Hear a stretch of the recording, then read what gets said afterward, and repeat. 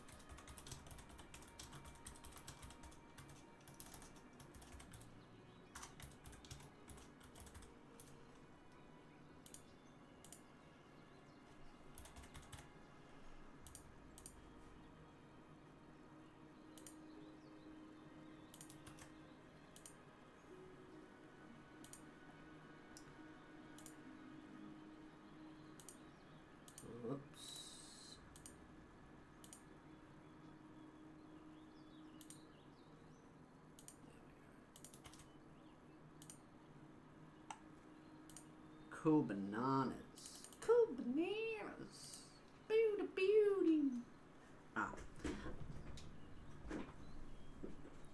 I've been holding on to a box. You can actually see it in the frame just a little bit. I got it the other day.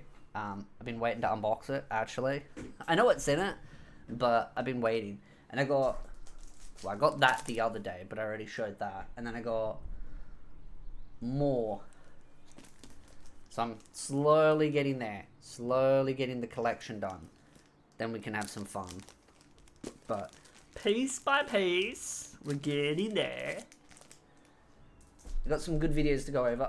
I was going to stream last night, but there were several reasons why I didn't. One, because the videos that I was going to react to kind of came out that night. So I was like, I don't really want to react like less than 24 hours to a video. But also, I've been out in the yard doing a lot of yard work, so I was kind of like already even though I've done more yard work today, I'm a little bit more energetic. So before we start the reactions, another box. Ooh yeah, ooh yeah. Do I even have a cutting device? Oh, there it is. Because once I do all the yard work, because I got a skip bin, I've been cleaning out the shed so I can start moving things, so everything's like a piece to a jigsaw puzzle when it comes to things. But I thought, you know what? Before we start all the reaction slop, I'll do the unboxing for this. Because I already know what's in it anyway, so...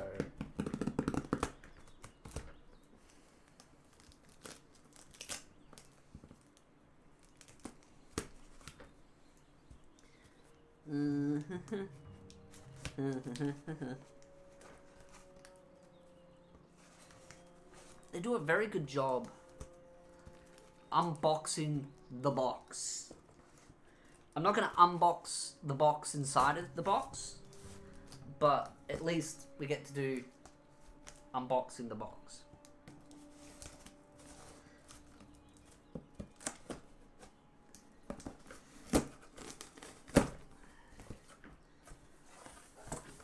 At least I hope what's in there is meant to be in there. Woo. I never keep these. Oh, for God's sake, glare. There we go. That's a bit better. Whatever.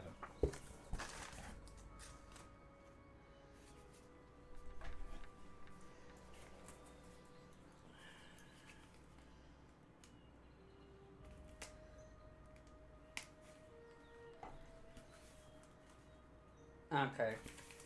That I don't care about as much about. I'll put that there. I know what that is. That's just, it comes with it. It's annoyingly pointless. Oh! Okay. I got something extra in there. But, the main things... What the hell's that?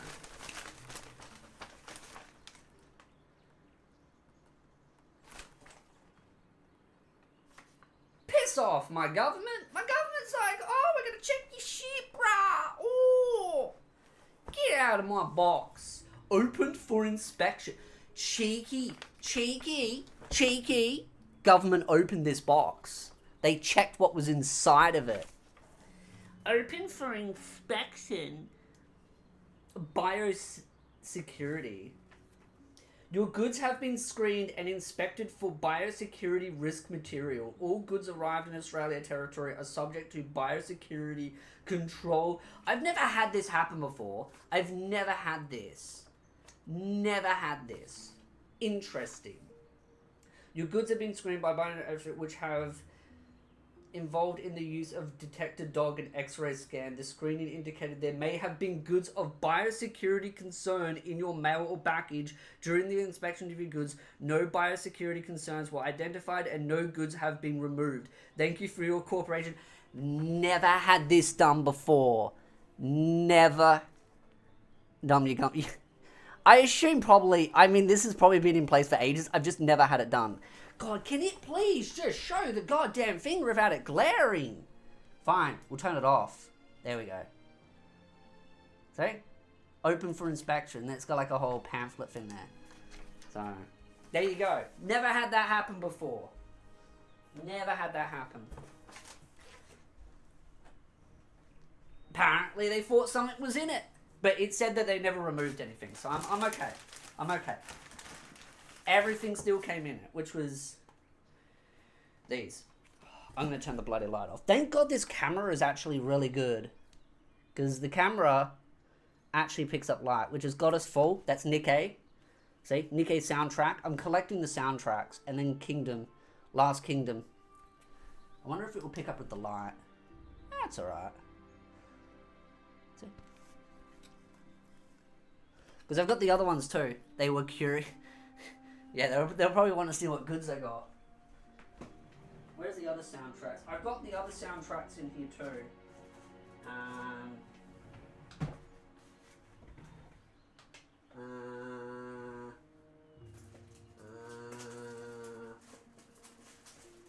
There they are. No, is that it?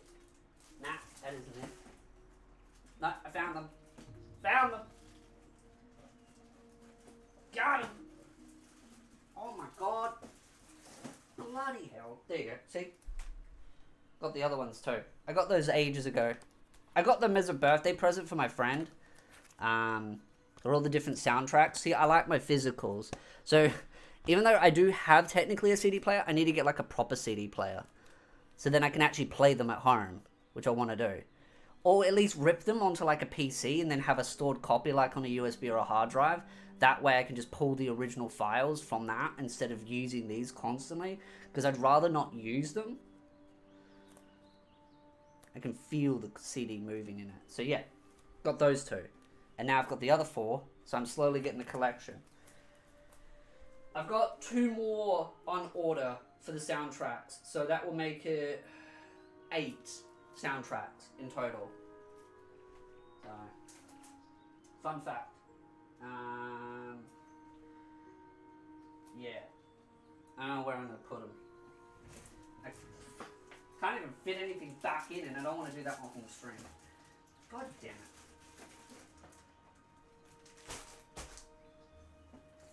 One day I'm going to sort through all this, and when I do, it's going to be a beautiful, magical time.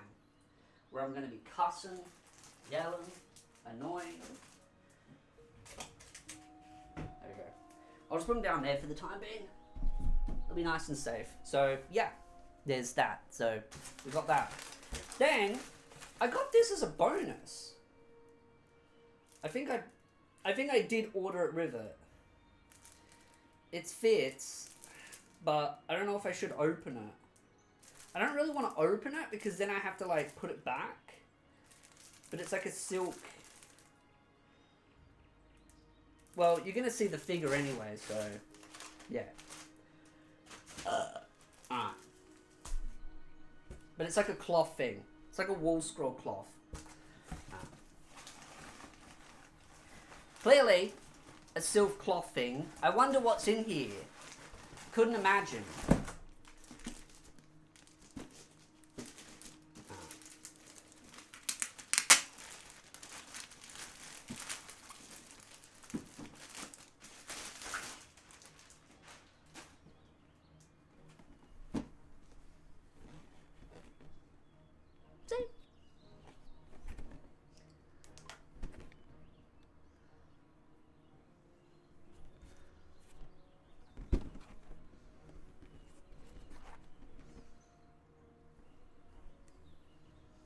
It's like my bloody computer screen.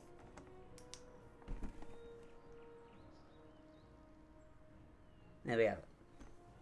So, I'm not going to unbox that, but it's basically the same thing that's here. I mean, why not? We'll put that over there.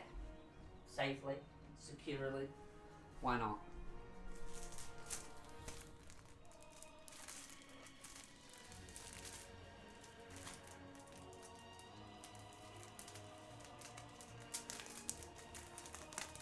Just for content. And then I just read it. God damn.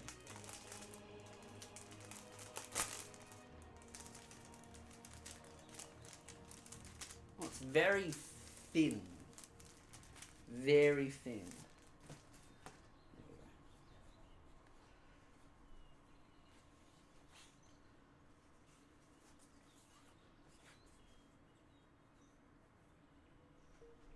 So, it's basically the figure just as like a cloth thing. That's really all it is. It's cool. I don't remember ever ordering Rivet, but I assume it came as a pre-order bonus, so cool. Bananas. Okay. Not that I cared too much, but you know what? It came Rivet, I'll take it. I suck at doing this.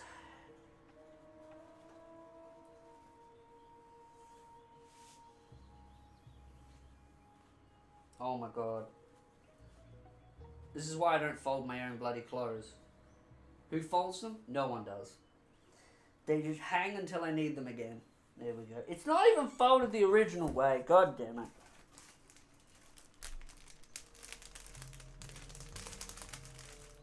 Oh god, I'm dreading this. I'm probably going to rage quit in a minute, because this is going to be the part where... This is going to be the part where I actually... I'm not going to be able to get it. Oh my god, don't stick.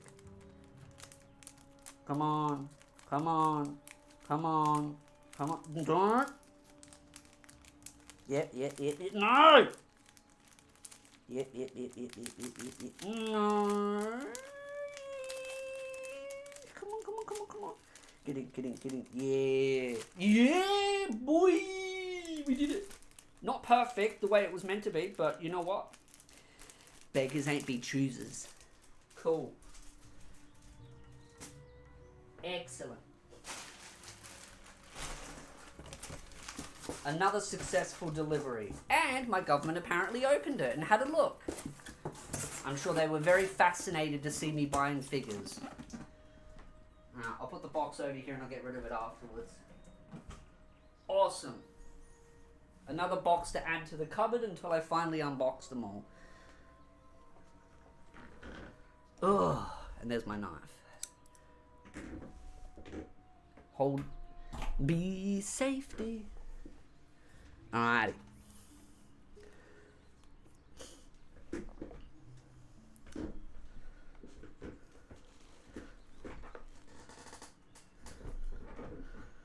Oh. So, let's have a look at something first.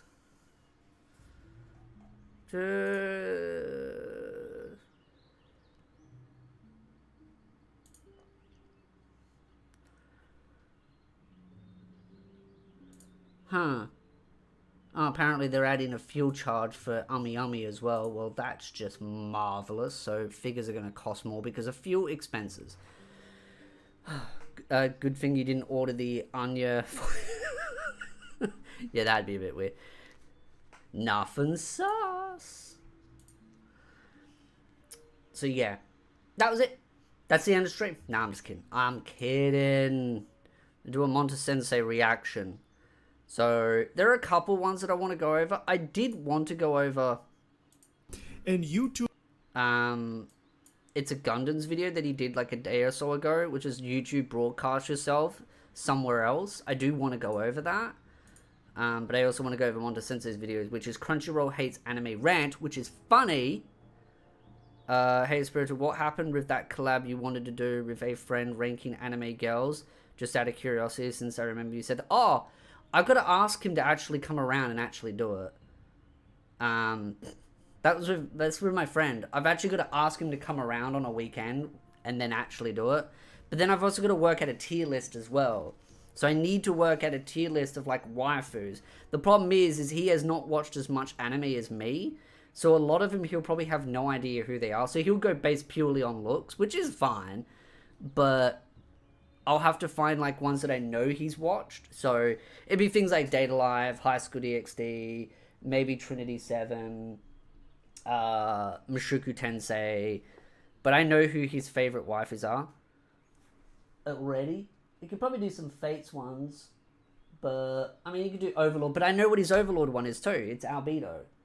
Which technically Albedo is probably my favorite as well. So it doesn't really matter. So it's like, yeah. It's more just me getting off my ass and actually asking him. And then telling him when to come around. And then doing it. And then just spear tackling him halfway through the video. Or the stream. It depends. Either we would do it as a video or a stream. I'd prefer to probably do it as a video. But, yeah. Have you heard Japan Kyoto University is being sponsored by Netflix to do anime peace studies according to the university's press release? The purpose of the course is to analyze the social value anime has as a means of cultural expression and academically review its relationship with peace in a broader sense. Mutual understanding, empathy, coexistence. It has ESG and DEI written all over it. Yeah, that sounds like a disaster waiting to bloody happen. Anything with Netflix concerns me. But it also reminds me of this as well, which I kind of want to do a separate video on as well. Pekka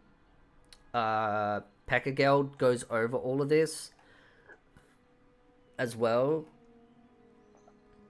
I'm kind of actually glad she stopped plugging her like other socials in here, because normally she'd tweet stuff and the tweets would never do well because she kept spamming like third-party links. But she stopped doing that, which I think is why her actual posts are doing better now. But she goes over some of these. But this is one of them, which is... I'm trying to remember if this is a new anime. Because I know there's like another season of another bunch of animes, so I got to remember. But you got like Muse anime and then Crunchyroll, right? Muse does it as such. Would you please call me not as Ard-san, but as just Ard instead? Then, at the least, how about using Khan instead? Khan, Ard Khan. Ard Khan, I look forward to... I can't pronounce words now, so... But Ard Khan, I look forward to the day, right? It makes sense, right? In Japanese lingo, that makes sense. Could you drop the Mister? It's like, huh? And just call me Ard. Then how about Ardy? At least. Ardy. Ardy, I'm looking forward to our date. It just removes so much of the context and the relationship between them. And of course, there's a community note here, which is so annoying, by the way. This is getting downvoted. I don't give a shit. This is just... Probably should actually read it properly. But it's just like, it's incorrect information, opinion or speculation. We'll do it properly. Note not needed on this post. Nope. Argumentative or biased language, correct. Misses the point and irrelevant, yep. Typos, well, it's not really typos. Opinion or speculation, I mean, yeah. Incorrect information, Source, not, well. Source do not support, no. I'd say that. But it's such an annoying community note because it's like removing Japanese hieroglyphics isn't censorship but localization since they don't translate directly to English. That's just factually incorrect. That's just factually incorrect. It does translate. Thus is why the left side does it perfectly fine. How does Muse... How can you say, since it doesn't translate directly, and then have Muse perfectly translate it directly? And then sit there and say that rubbish? That's just, again, factually incorrect. English uses equivalent to convey aspects and relationship clearly for audience unfamiliar with them. Then learn the lingo of Japan. You know, if this was any other country, you'd be told to learn the lingo. You know, whenever we watch American stuff, Americans have certain lingos that other countries and cultures don't know about. So we learn the lingo, right? So this here is such a double standard because they're saying, oh, but you don't understand the lingo. And learn it. Learn the hieroglyphics, learn the lingo, learn the terminologies, learn the words. But you're lazy. You don't have any interest in anime. You just want to vandalize the original product. And this is why you have all these shitty slop anti-tubers out there that defend this slop-based translation. And of course, you have people like Mother's Basement who constantly defend this rubbish because he doesn't give a shit about anime. Persona does not omit the hieroglyphics in their dub. Yeah, and it's stupid. How did the localization manage to get a community not did they really have any support? Crunchyroll sponsored a lot of content creators back in the old days. So, and I've heard some rumors as well around the grapevine. So, and again, some of this is speculation and some of this is like he says, she said kind of thing. But basically, this is true though. When Crunchyroll first started, because they used to be a pirating site, then they established themselves legally and they paid a bunch of content creators, like they sponsored them. They did deals, they did sponsorships, and then they started their own Crunchyroll Awards. But what happened was the Crunchyroll Awards were so shit anyway, a lot of content creators wanted to do their own anime awards. And based on what I heard around the grapevine, and again, this is just what I heard behind back doors in private conversations, Crunchyroll went to the individual content creators that were sponsoring and said, you will not participate in this award and you will not do this award because we want to run our own award and we want to be the only award show around. So they basically armstronged a bunch of large content creators to not do their own anime award show so that they could basically leverage that and get everyone to go and use, and that's when they started hiring content creators to do their award show. And that's why you have people like Mother's Basement and Glass Reflection on the board, because they basically control the big leftist groups. So it's annoying.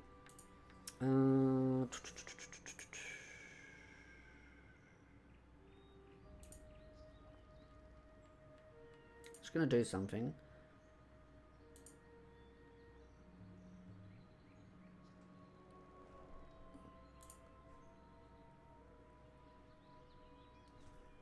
But yeah. Stream is dead to me. Is it just me? You probably need to switch it to all messages. I don't know. YouTube is stupid. I see all the messages. I've learnt that I have to put it all in all messages. But yeah, YouTube has a tendency to censor too much. I've been getting accused by people being like, oh, you delete my comment. I'm like, nope. YouTube's just been overly sensitive. But basically, Crunchyroll has a lot of leverage when it comes to content creators, and they basically armstrong a boatload of content creators into basically bending the knee to them. That's why there are select content creators that are too scared to call them out, and why you'll see many content creators that will make videos in defense of Crunchyroll debunking false information, but when it comes to being critical of them, they're very, very, very wishy-washy. And the simple reason for it is because, again, Crunchyroll has such a strong leverage over many content creators because of these deals. Spiritual, are you on Discord? Yes, but it is tied to my YouTube membership and my Patreon membership. Just because I don't like dealing with all the trolls. Because I've had a public Discord server before, and the moment I made it public, it just got overwhelmed. Are you in V server? Yes, I am in V server. I get pinged in V server all the time. It's probably the only one that I actually read because generally I know V doesn't do unnecessary tags.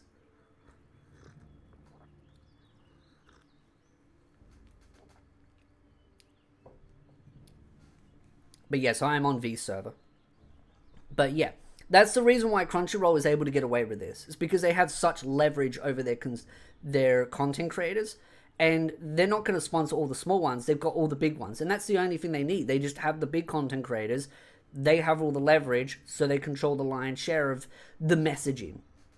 Also, Reddit is notoriously known for making propaganda up for for Crunchyroll. For example, when the latest hacking happened, Reddit was going around claiming that you didn't need to change your password because it wasn't actually a real hack, that it was something else. And it came out that the subreddit for the anime community lied. They lied. They directly lied to cover up for Crunchyroll.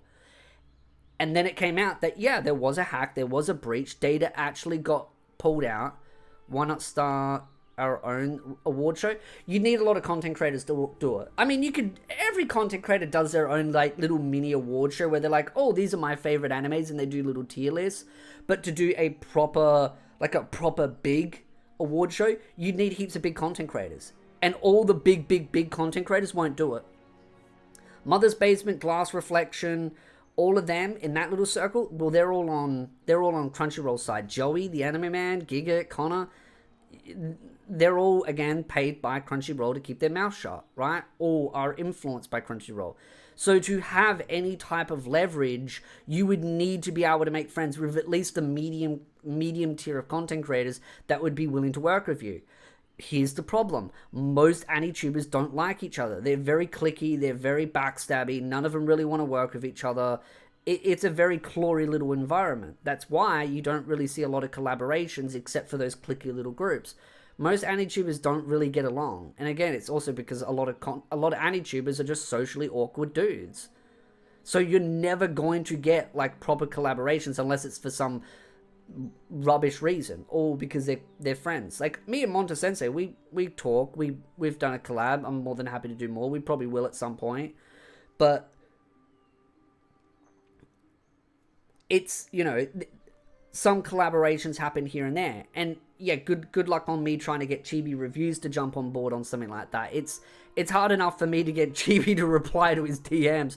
Getting a collaboration out of him, yeah, that's near impossible, which is funny because he collaborated with someone else just the other day, but getting a collaboration out of him, unless you're really big and he actually wants to work with you, it's like, it's near impossible. So doing some type of Crunchyroll award is not viable unless all the big content creators work together, but they're all basically, they're all controlled by Crunchyroll. So yeah, you're never really going to get a big one. Spiritual, do you think there's a reason why Trash Taste Trio don't get a big amount of scrutiny even though they're on the same side as Mothers? The reason why is because their fan base will literally die on a hill defending them. I've criticized Crunchyroll before. Not Crunchyroll. I've criticized Trash Taste before.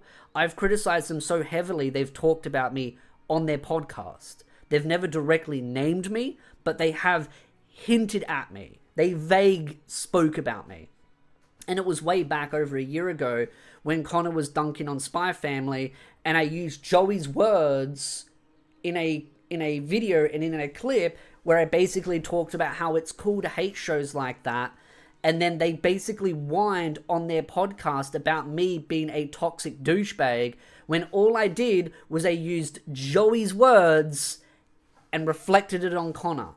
Because he was being a douchebag, a toxic elitist douchebag, talking down on Spy Family because, again, he hates the family type story, right? He was just trying to belittle the assassin chicks. Now, I'm brain fogging there, but I called him out on that. And so he had a little tantrum, and him, Connor, and Joey basically had a little sulk. And when I saw the clip of it, the hostility in their face towards me, I was like, damn. You could see the hatred in their eyes. They were like really angry at me because I dared criticize Connor. How dare I criticize the guy that had Hassan Piker on their podcast for the second time while he sits there and pushes political propaganda and uses anime as nothing more than a grift? Please put your in the waifu tier list. Yeah, that's who it was. It was your. That was who he was bagging on, basically saying that she's, you know, no for good in the, like, he doesn't like the fact that Yu wants to be a wife, right? A housewife, mother kind of thing. I mean, Connor is a snake. Yeah, he is. Absolutely. His friend circle are full of snakes. That's why it's disappointing that someone like PewDiePie associates with them. Because PewDiePie is, you know, a somewhat decent human being. Those guys, they're just snakes. They're vultures. And that's why a bunch of them make hit piece videos on other content creators and they get exposed as massive hypocrites. Because again, the only thing they care about is grifting and money. And I just have no respect for Connor. Connor is best friends with Hassan. Hassan is one of the most horrible people on the planet in the content creator space, right? I'm not saying he's like horrible person because there's probably worse people out there. But he's one of the worst content creators out there. And he gets away with some of the stupidest stuff. Twitch has double standards when it comes to rule applying. And so it's just, yeah, I have no respect for Connor. I just think he's a bottom feeder. And the fact that Joey and Giga kind of eat up the slop that he always feeds out, I just have no respect for them. Have some backbone. I'm tired of all these content creators not having a backbone, willing to stand up for true values, and instead content creators are willing to be friends with some of the most hypocritical, narcissistic, vile pieces of garbage in the content creator space because it's profitable for them. You know, I don't get invited to all the cool kids groups because naturally I don't care to lick the boots of their masters, so... But I'll do a waifu tier list and me and my friend will go over it at some point in the future. They are like narcissists, gods hating what they consider a mere mortal of... I mean, they just generally... Are you a girl? Are you a girl or guy? Or gay? Are you... That doesn't make any sense. Are you a girl or gay? Or are you talking to someone else? Oh, I love Black Butler. Black Butler is a good show. I don't personally watch it fully, but I think it's a decent show. I find it funny how Trash Taste accepts censorship even though their friends is a corn star. Yeah. They're hypocritical. And it's kind of funny because Joey's main channel is slowly starting to dip in views. So Joey's now making a second... Well, he's gone to his second channel where he's trying to present himself as more down to earth again. Again, I'd love for Joey to be who he originally used to be. But I just don't trust Joey anymore. I really don't. After all the stuff that he has said and done, I just don't trust him. I really don't. It's going to take a lot more to really get me to be on board with Joey. Because I just feel like he's changing because he has to change. George Bush doesn't care about black people.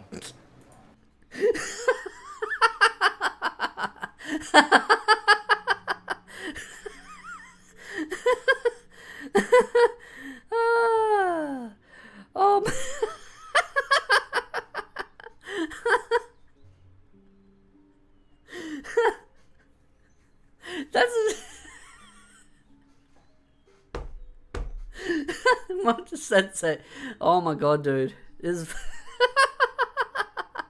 I love the way he says the most outlandish, randomest things on the planet. And people hate him for it. I just...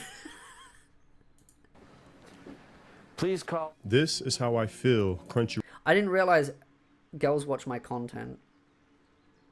feels. That was... He was! We have to go back. We have to go back. George Bush doesn't care about black people. It's not like I'm laughing at black people. It's so random. It just threw me a head spin. I'm like, of course it's Kanye West. He always says the most outlandish things, but I just love the way Kanye West just like, he always says things where the mainstream media is just like, it's kind of funny they call themselves Trash Taste because that's basically what they got. I mean, Trash Taste really only lasted a couple of months before it got boring. I love my Asmongold type man. You know what? I'll take that as a compliment, actually. Mon Sensei is... Mon Sensei is good. George Bush doesn't care about black people.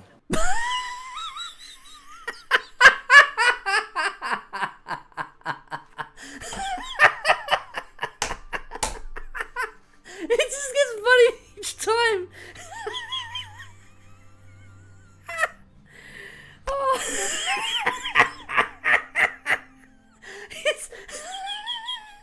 It's just funny. It's just so random. Oh my god. I've had a stroke. It's just like, it's the first thing you boot up in the video, and it's just like, I mean, is it true? Probably yes, but it's just so funny. Oh, Mon Sensei, he is an absolute bloody legend. He is an absolute bloody legend. I just, it's so random. Please.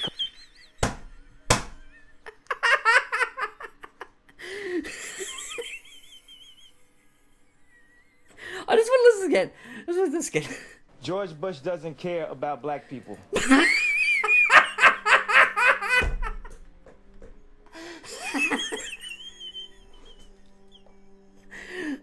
It is true, but it's just funny how spontaneous. It's like the first thing you boot up, and it's just Kanye West saying the most spontaneous thing possible. The thing is, the guy might be partly insane, but is he wrong?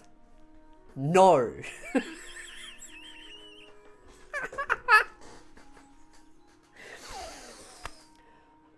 Oh.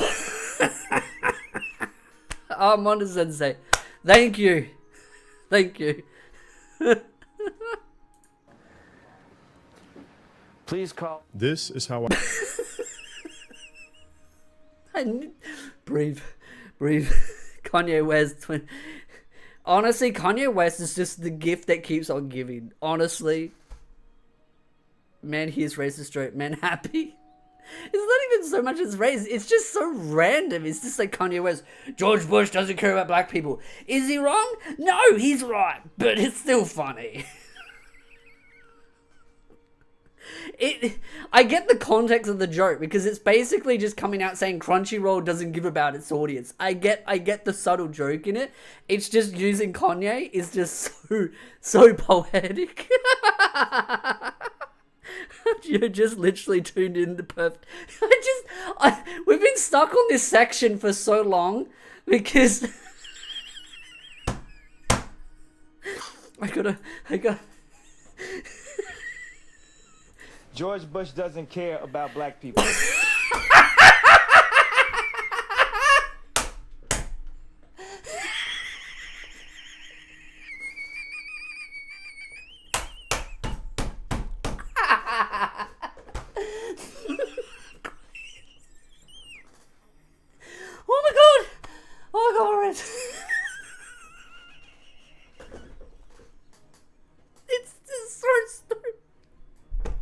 I can't help but replay it because it's so funny.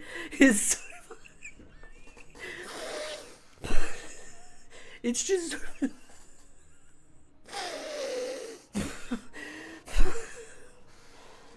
need some water.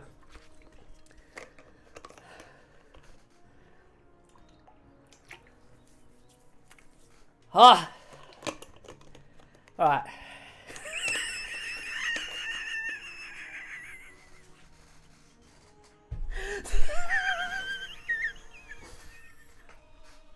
It makes it worse because the more I laugh, the more funny it feels in my mind, and I can't fix it.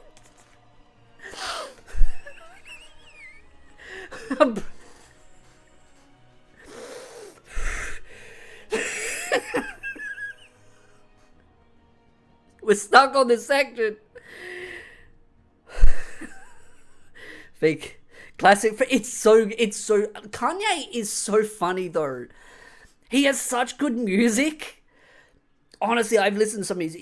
He might be partly batshit insane, but the dude makes some banger music.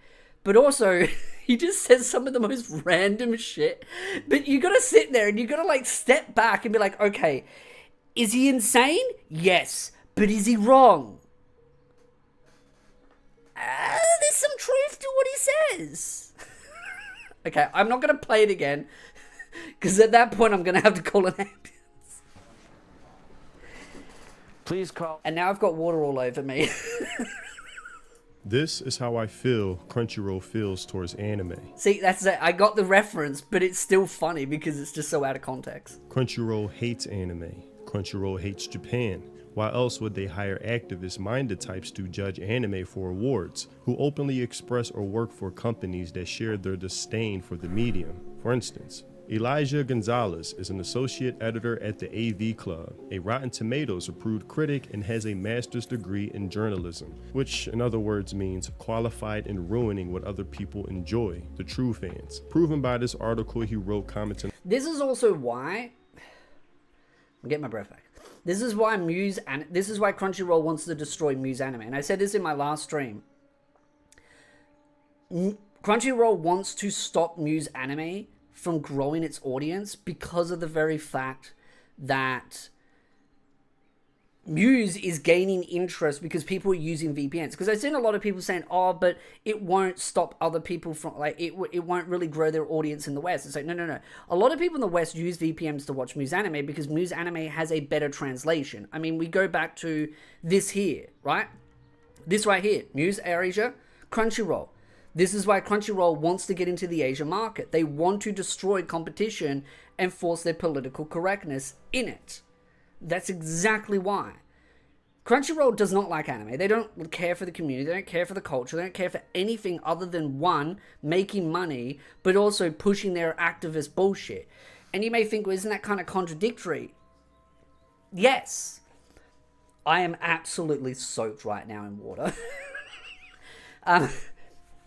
But the reason why it's contradictory is because there's two things going on in Crunchyroll. You've got the corporate interest trying to make money, but also below them is basically you've got all these activists. So the activists are running amok while the corporation up the top is trying to make money.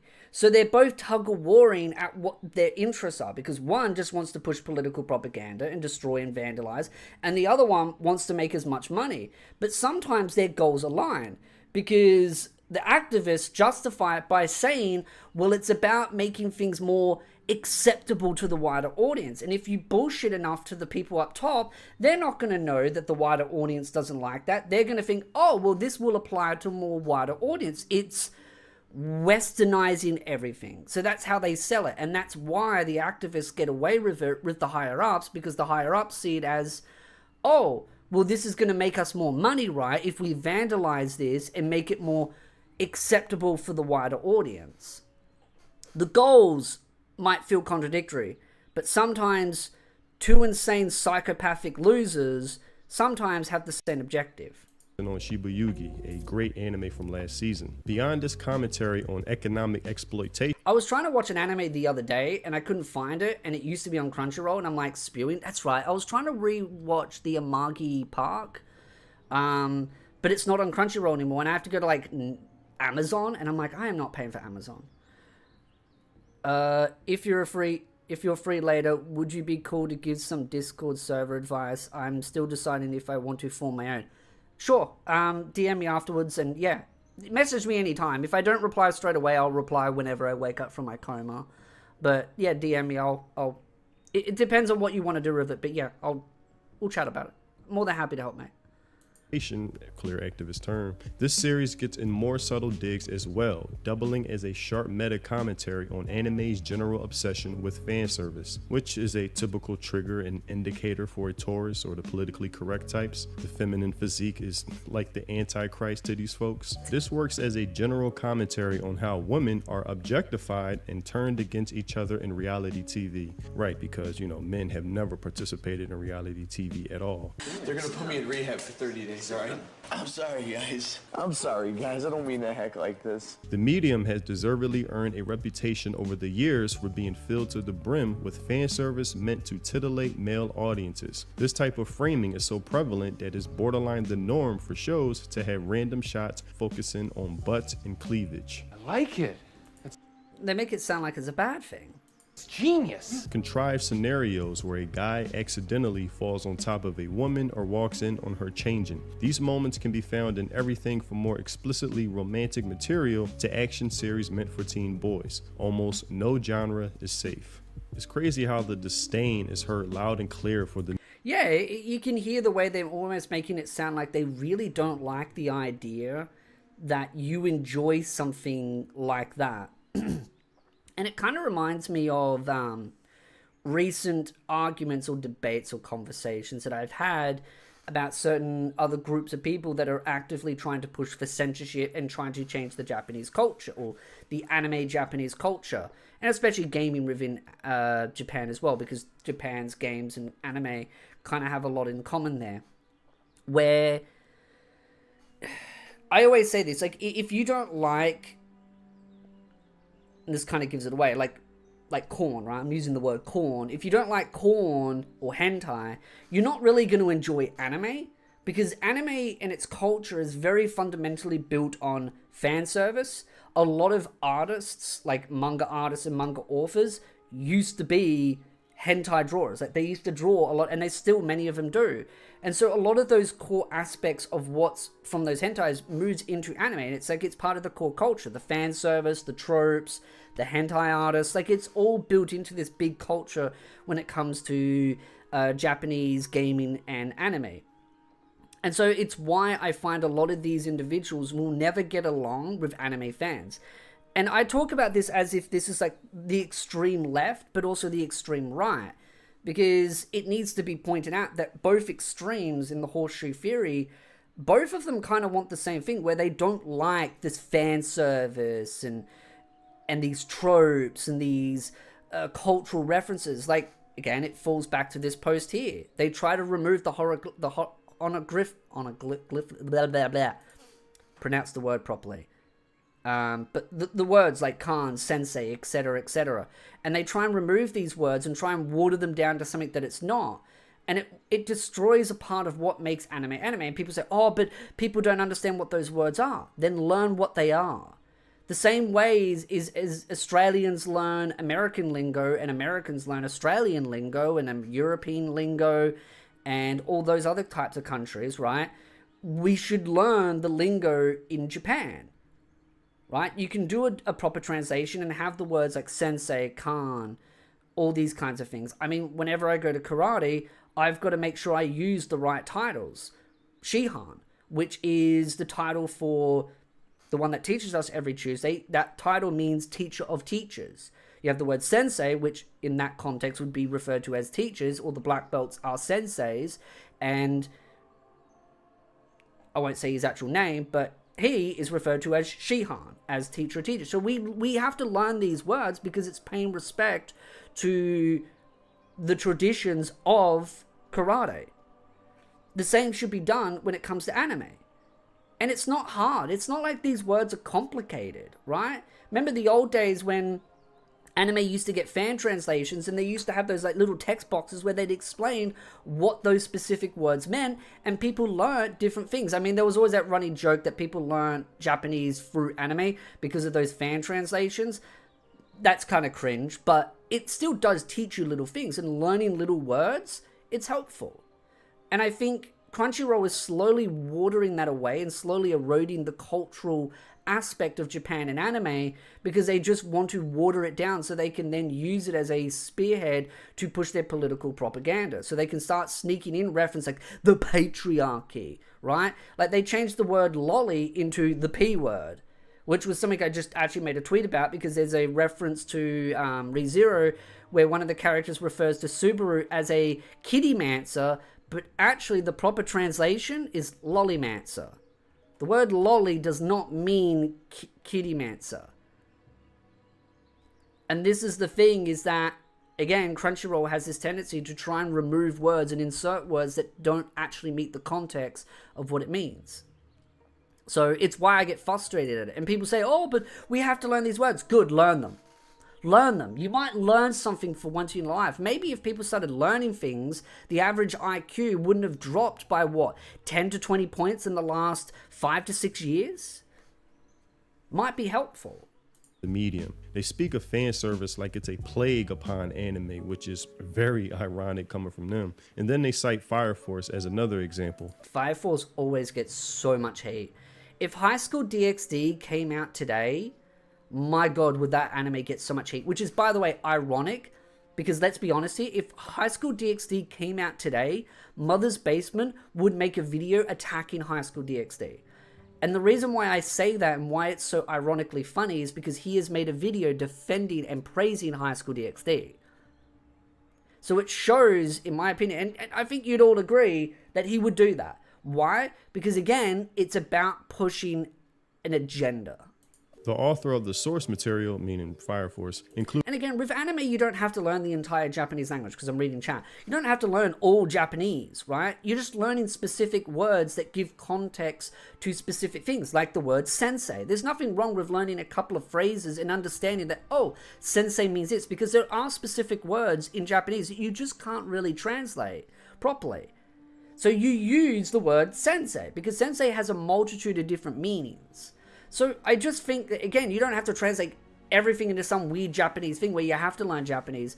But at least in this specific situation, you can add those little words where they're needed. Again, the honorifics and all the rest. Included a controversial character, Tamaki. Her special power, Lucky Lecture Lore, makes it so that she ends up in contrived and sexually suggestive situations. Hell yes. Where her clothes fly off or she is groped due to bad luck. It's the thinnest excuse imaginable to use these lazy tropes. They really hate that. Oh, it's a trope, it's lazy. Okay, then don't watch it. But again, they want to forcefully change things.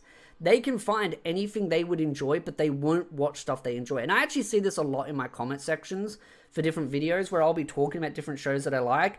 And the same people will always be in the comment section saying, this show's bad because of fan service. And I will always reply to them, you could go watch something with no fan service. And they go, oh, but what anime has no fan service? Why don't you recommend? It's like, there are heaps. But they don't want to watch the shows with no fan service. They want to watch the shows with the fan service so they can complain about the fan service. These people will never be happy because they will vandalize what you enjoy, and then they will be bored, and then they'll go vandalize something else. Their enjoyment isn't watching the medium, it's destroying someone else's fun. It's like going to the beach, and everyone's making sandcastles, and one kid's entire enjoyment is stomping on them. He doesn't want to make a sandcastle. He doesn't want to contribute towards him making one. He doesn't even want to look at someone making them because he doesn't enjoy anything about the construction or the building or the art of it. He wants to just destroy the sandcastle. And that's exactly what these activists are. They're that kid that just wants to destroy. That is their enjoyment. Destroying what you enjoy.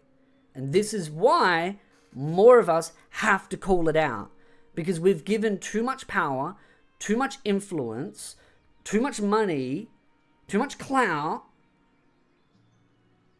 to these individuals. And I don't care if I'm hated by the entire AniTube community. I will call them out systematically. But luckily, I'm not hated by everyone. Just hated by a lot. But clearly, I'm doing something right. And like other shows that do this, and that goes to other content creators as well. Trust me, once Mon Sensei gets big enough, he's going to ruffle some feathers because he's calling it out as it is. He's saying what needs to be said. And because he's saying what needs to be said, once he gets big enough, he's going to get some more eyes and attention on him. It's inevitable. That's why I say that. Comes across as much more trashy than sexy. These kinds of decisions make it difficult to take these stories seriously. That sounds kind of gay. Gay, gay. That's it. I had enough of this guy for one. And then they criticize my dress-up darling for doing the same. This approach breaks down when the camera ogles Marine while she's alone. Look, she bending over. Lord have mercy.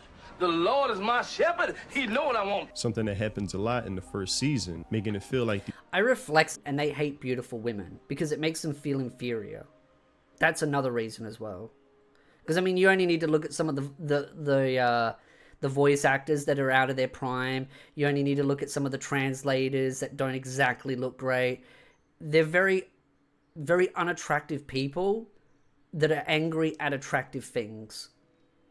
and that it objectifies teenage girls, making it clear that the only point of these scenes is to appease a specific kind of audience. Ah yes, because in typical journalist/activist fashion, they must act like the buzzkill in the room, trying to intellectualize fan service. While anime certainly isn't the only medium plagued by leering cameras, this presentation is... This is why I always say, if you don't like fan service, you don't like tropes, and you don't like corn, you're never going to enjoy anime.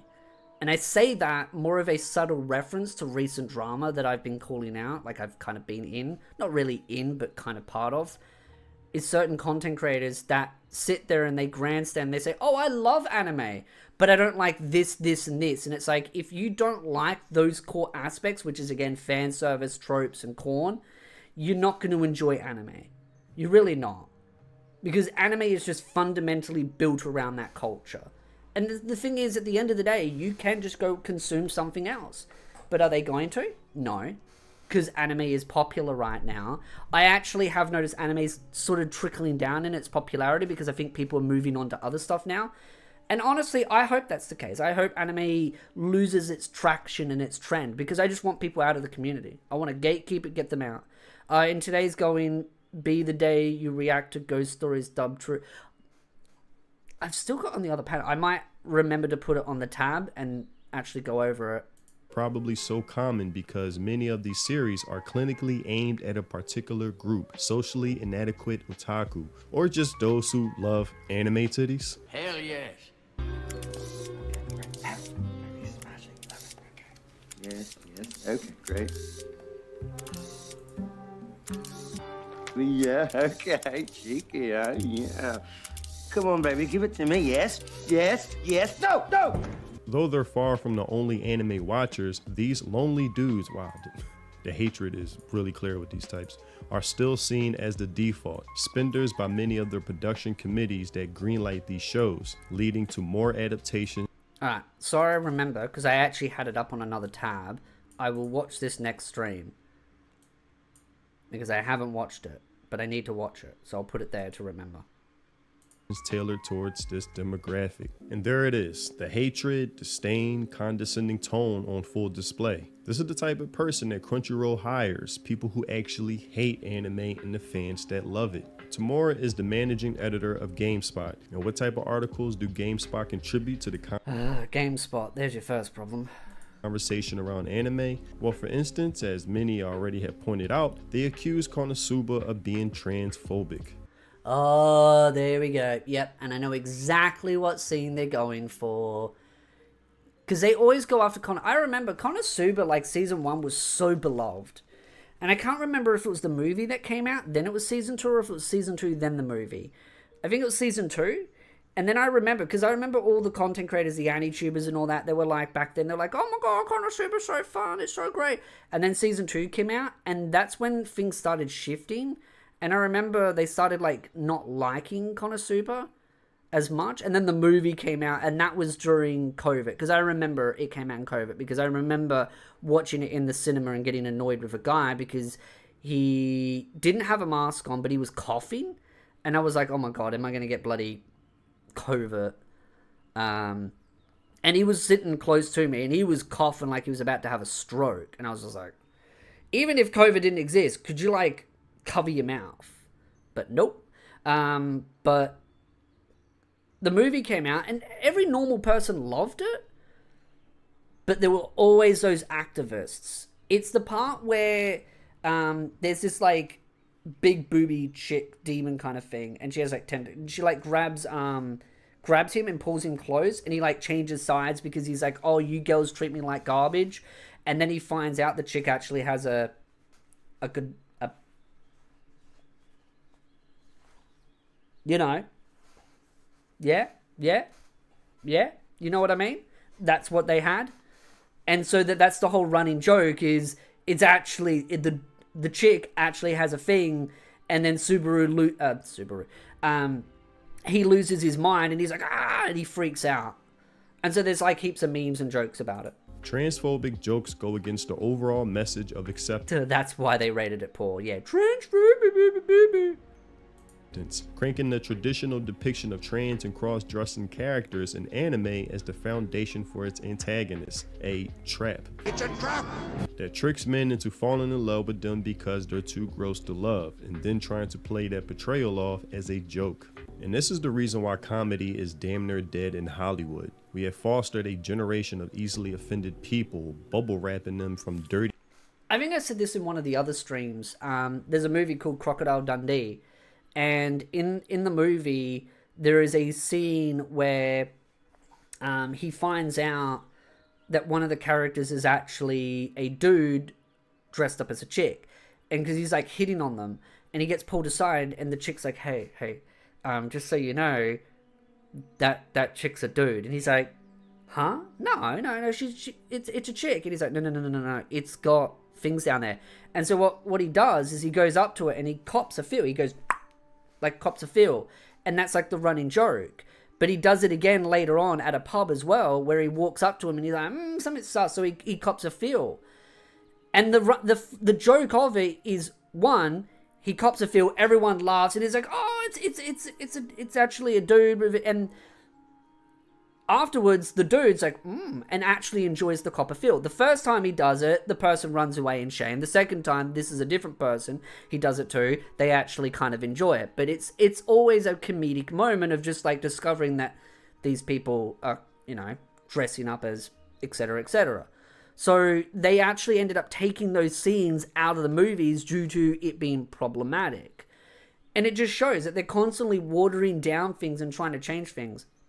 So, yeah, the dude looks like yeah, it's cross-dressing and stuff. So, but they want to remove, well, they have removed it out of the digital version, and people are just annoyed. So there's like cassette tapes and DVDs and all of the original version. Pretty words and comedy crawling up into little balls the moment any joke hits the screen. Anime seems like the only place where comedy still exists, and outlets like this that Tamar is employed by want to strip that away, as well as dedicating videos to demonizing anime tropes that of course deals with the heavies and more. And a lot of recent, well-received shows have at least a little fan service. It's almost to be expected at this point. And that can get exhausting, especially when See, straight away, they just hate it. you're trying to watch a show you thought was going to be about zombies and instead it was about other things. Kill la Kill. Dude, if you watched that anime thinking that it was just about zombies, you are generally stupid. Like, any tertiary look at that synopsis, you would have known it was fan service. There's tags all over it. These people don't do any... I mean, let's be honest here. GameStop are deliberately looking for things to whinge about. But if you go into a show like that and you're surprised by fan service, you are generally an incompetent moron. Because you can look at any website and it will give you the tags of fan service. So if you don't like fan service, just don't pick up those specific shows. Do some research. Is different and definitely more contentious. But personally, Kill la Kill's fantastic character development, action, and story make it feel less exploitative, but generally the difference between good fan service and tolerable to bad fan service is about framing and context. When fan service is done right, it... Ah yes, the insufferable feminist telling everyone that beautiful, attractive women shouldn't exist because of your own personal insecurities. You're probably the type of chick that talks down to your boyfriend and wonders why he doesn't want to actually go out with you anywhere. If you even have a boyfriend. It doesn't feel excessive. Shut when you think about it. And last but not least, or maybe, Enemy Aban consults with entertainment brands on DEI, community engagement and influencer marketing, connecting campaigns with authentic voices in the anime community, which just has activists written all over it. The type of people that complain about a lack of representation, not enough of this demographic, anime is inherently problematic, we must change it. These people are the true plague upon anime. As I always say, activists don't create, they only infiltrate.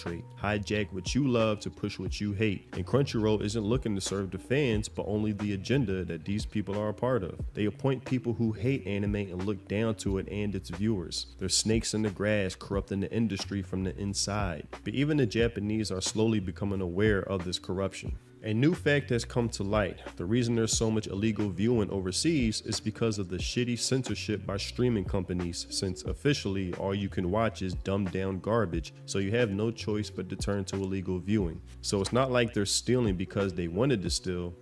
Eye-opening stuff. Crunchyroll is just... And that's the thing, most people that pirate anime aren't pirating anime because they necessarily want to spite the industry or because, you know, they're broke. They pirate a lot of the times because they want the original authentic version now. Or because it's just unaccessible as far as things go. Because, again, licensing always ends up... And this is why I always say physical is better than digital. Owning things physically is amazing. I still remember people say, oh, but owning so many DVDs is so hard. Dude, just get like a CD case. Oh, but how do you know what you have? Get a spreadsheet. It's that simple. It's not hard. Spreadsheets take like 5 minutes to bloody compile. But it's just one of those where, that's why I always say physicals over digitals. And I like the whole, that's why I have, when I showed those CDs for the soundtracks, I get the physicals of them and then I just copy them to a portable drive that I can then use the files for, so I don't wear down the original physical versions of them. Just a disgrace of a platform. It's almost routine now that their service gets hacked, putting users' data at risk. Yeah, this is what I talked about before. And yet Reddit was lying on Crunchyroll's behest, trying to cover up tracks of them again, because they ended up losing people's data and then ended up getting sold on the black web. That's why, as soon as I heard the news, I made the video and I said to people, change your password. Even if you don't use it anymore, change your password. Play it safe. Don't risk it. Because your data is going to get sold and you're going to regret it. And people did it. People listened. But what did Reddit do? Go on X and they lied. Oh, you don't need to change your password. It's actually a false alarm. Oh, they're just making stuff up. Nope. Never risk it. Always change your password. Never trust these hacks. It's the first line. If there's a hack scare, change your password. 5 minutes. Change your password. Never risk your personal information. Stealing fan mail from voice actors and passing it around to their staff members. And if anyone disagrees with me on that, they are not anywhere in the IT industry and they are not competent in any cybersecurity. So if anyone ever tells you, don't change your password like that, they don't work. And if they try and claim they are, they're faking it. Just want to be very clear there. Because I know Reddit loves to go around and claim that they all work in cybersecurity and all these kinds of things. They don't. They're bottom feeding dwellers that have probably maybe, done I was going to say a Cert 2 in IT for over here that's like the bare bottom of the barrel of like less than high school qualifications. A list of things where I could... And if people are curious what my qualifications are, I've done my Cisco certifications. So if you know what those are, then you know what those are.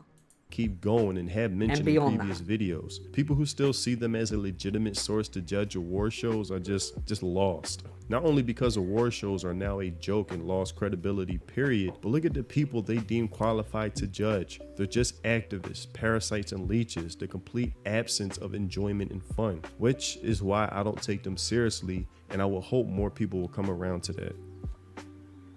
But that's all I had for this video. Tell me what you think in the comment section below. As I said before, CCNA, yeah, that kind of stuff. Yeah, my Cisco certifications. They have them into different groups. They're like broken into multiple categories. I did those at TAFE a long time ago. Horrible courses because they didn't have the proper hardware to do the courses, so we had to do a lot of like fancy... We learnt more trying to do the course than actually doing the course. It was so stupid. Maybe wishful thinking, but if Japanese studios had their own streaming platform, cutting out the corrupt middlemen like Crunchyroll, I would pay top dollar for that ASAP. And with more awareness on this issue spreading in Japan, hopefully that thought could be realized and these parasites that leech off the popularity of anime would be kicked aside to the gutter where they belong. Get the fuck out! Also, if you want to support me and the content I create, consider joining my channel and becoming a member. It's much appreciated. Thanks for watching, and I'll see you in the next video. Free think. It's good. I agree. And that's the thing, like Crunchyroll... It's actually interesting when I look back throughout all the years, because when Crunchyroll started doing all this stuff, a lot of us started calling it out, and content creators like Mother's Basement and all that were deliberately shilling for Crunchyroll, saying piracy's bad, piracy's bad.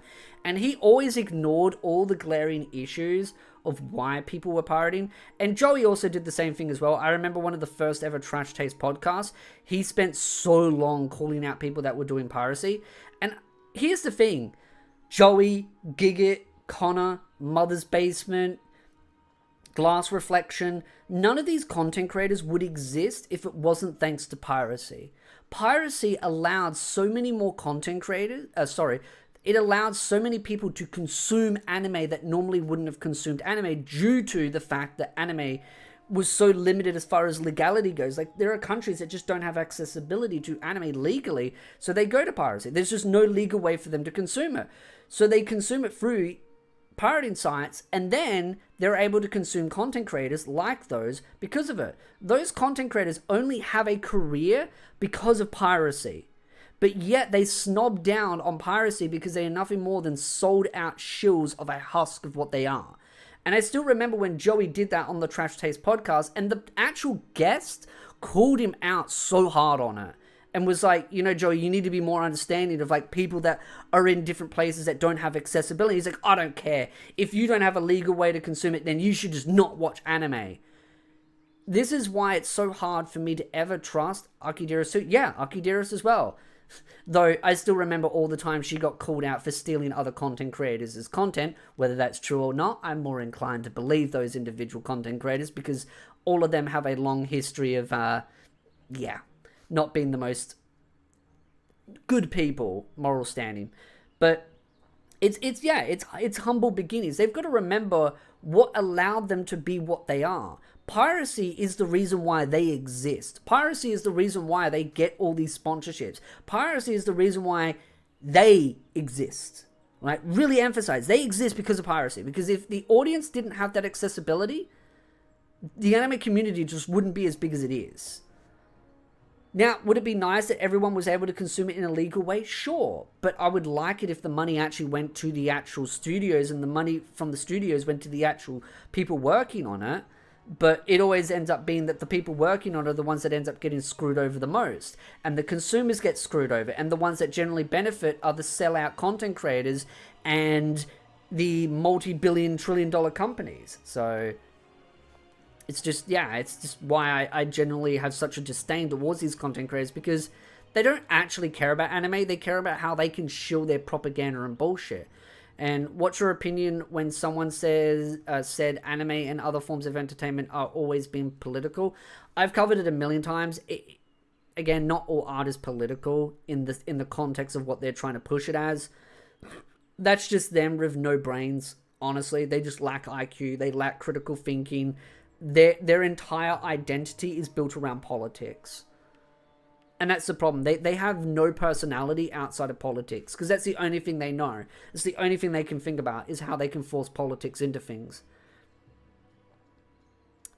So many animes that would become lost media without piracy. Yes, because there are so many animes that don't get legal relicensings now. There's a lot of old animes that just don't get licensed anymore, and unless there's such a high demand.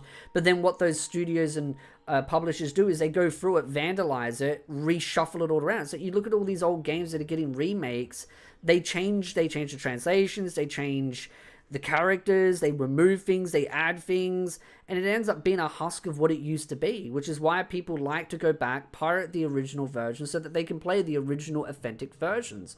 There is a deep desire for old school media because it feels less sanitized, it feels less watered down, it just feels more pure in what it's meant to be about. So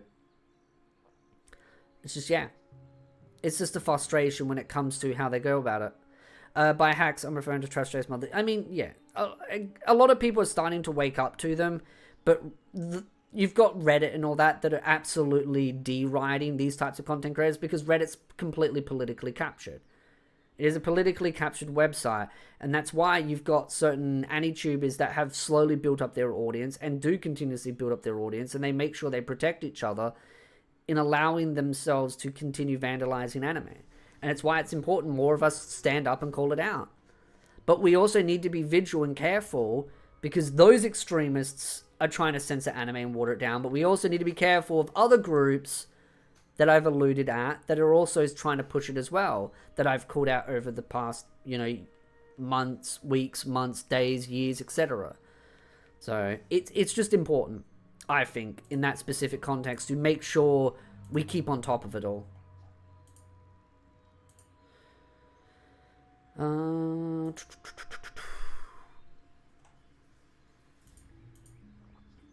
The other video I want to go over is the YouTube broadcast one. The horseshoe theory strikes again. Yes, it does. The horseshoe theory always strikes again. And I know some people don't like when I bring up the right not being perfect either. But it needs to be called out. Because, again, when we're fighting off the left, trying to do all this stuff, the extreme left, you have the extreme right trying to sneak in through the back door. And that's the time when the extreme people on the right can have this ability to do this kind of stuff, because everyone's distracted with the left trying to do all this kind of activism, like shown in this video, in that video by Mon Sensei. But everyone's so distracted that they forget about all those other groups on the extreme right that are like, oh, well, let's push certain Christian values into anime and then start censoring things because we don't like fan service either. Like, that's the thing. They both want to get rid of fan service and corn and ban all these things because it's inappropriate. It's deceiving for the eyes. That's why we have to be on top of it at all times and calling it all out.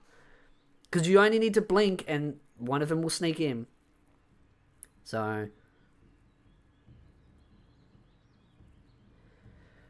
the right wants to make anime more Christian. Yes, it does. I've seen a lot of content creators trying to hijack Free Ren and trying to turn it into some like Christian political statement. Again, Free Ren is not political for the left or the right. It's just not. It's just a story that's isolated in its own self, and people try to use different little links here and there to try and be like, oh, but this has this Christian value. It's like, again, it's a story in its own. Yes, it might take some inspiration from things, but that doesn't mean that it's some political statement. It's just, again, classic people trying to find something out of nothing so that they can try and self-insert themselves into a story to try and grift off of it. And I just generally just find it's just pathetic by them. The people who want to ban corn are people who are the biggest corn. Let's just say on that statement, Candy Sensei, that there are certain people that, yes, that are actively against corn, that want to ban corn, or say they don't want to ban corn, but they don't like corn due to their own beliefs, that, yeah, have the biggest history of being corn addicts. It's a trend I've started to notice on some of the extreme right, is the ones that are most actively against corn are the ones that consume the most of it. And trust me, I have evidence. I've been compiling it in a nice little secret folder somewhere. Just in case of a rainy day. Just in case certain people come after me. And I have it there just in case.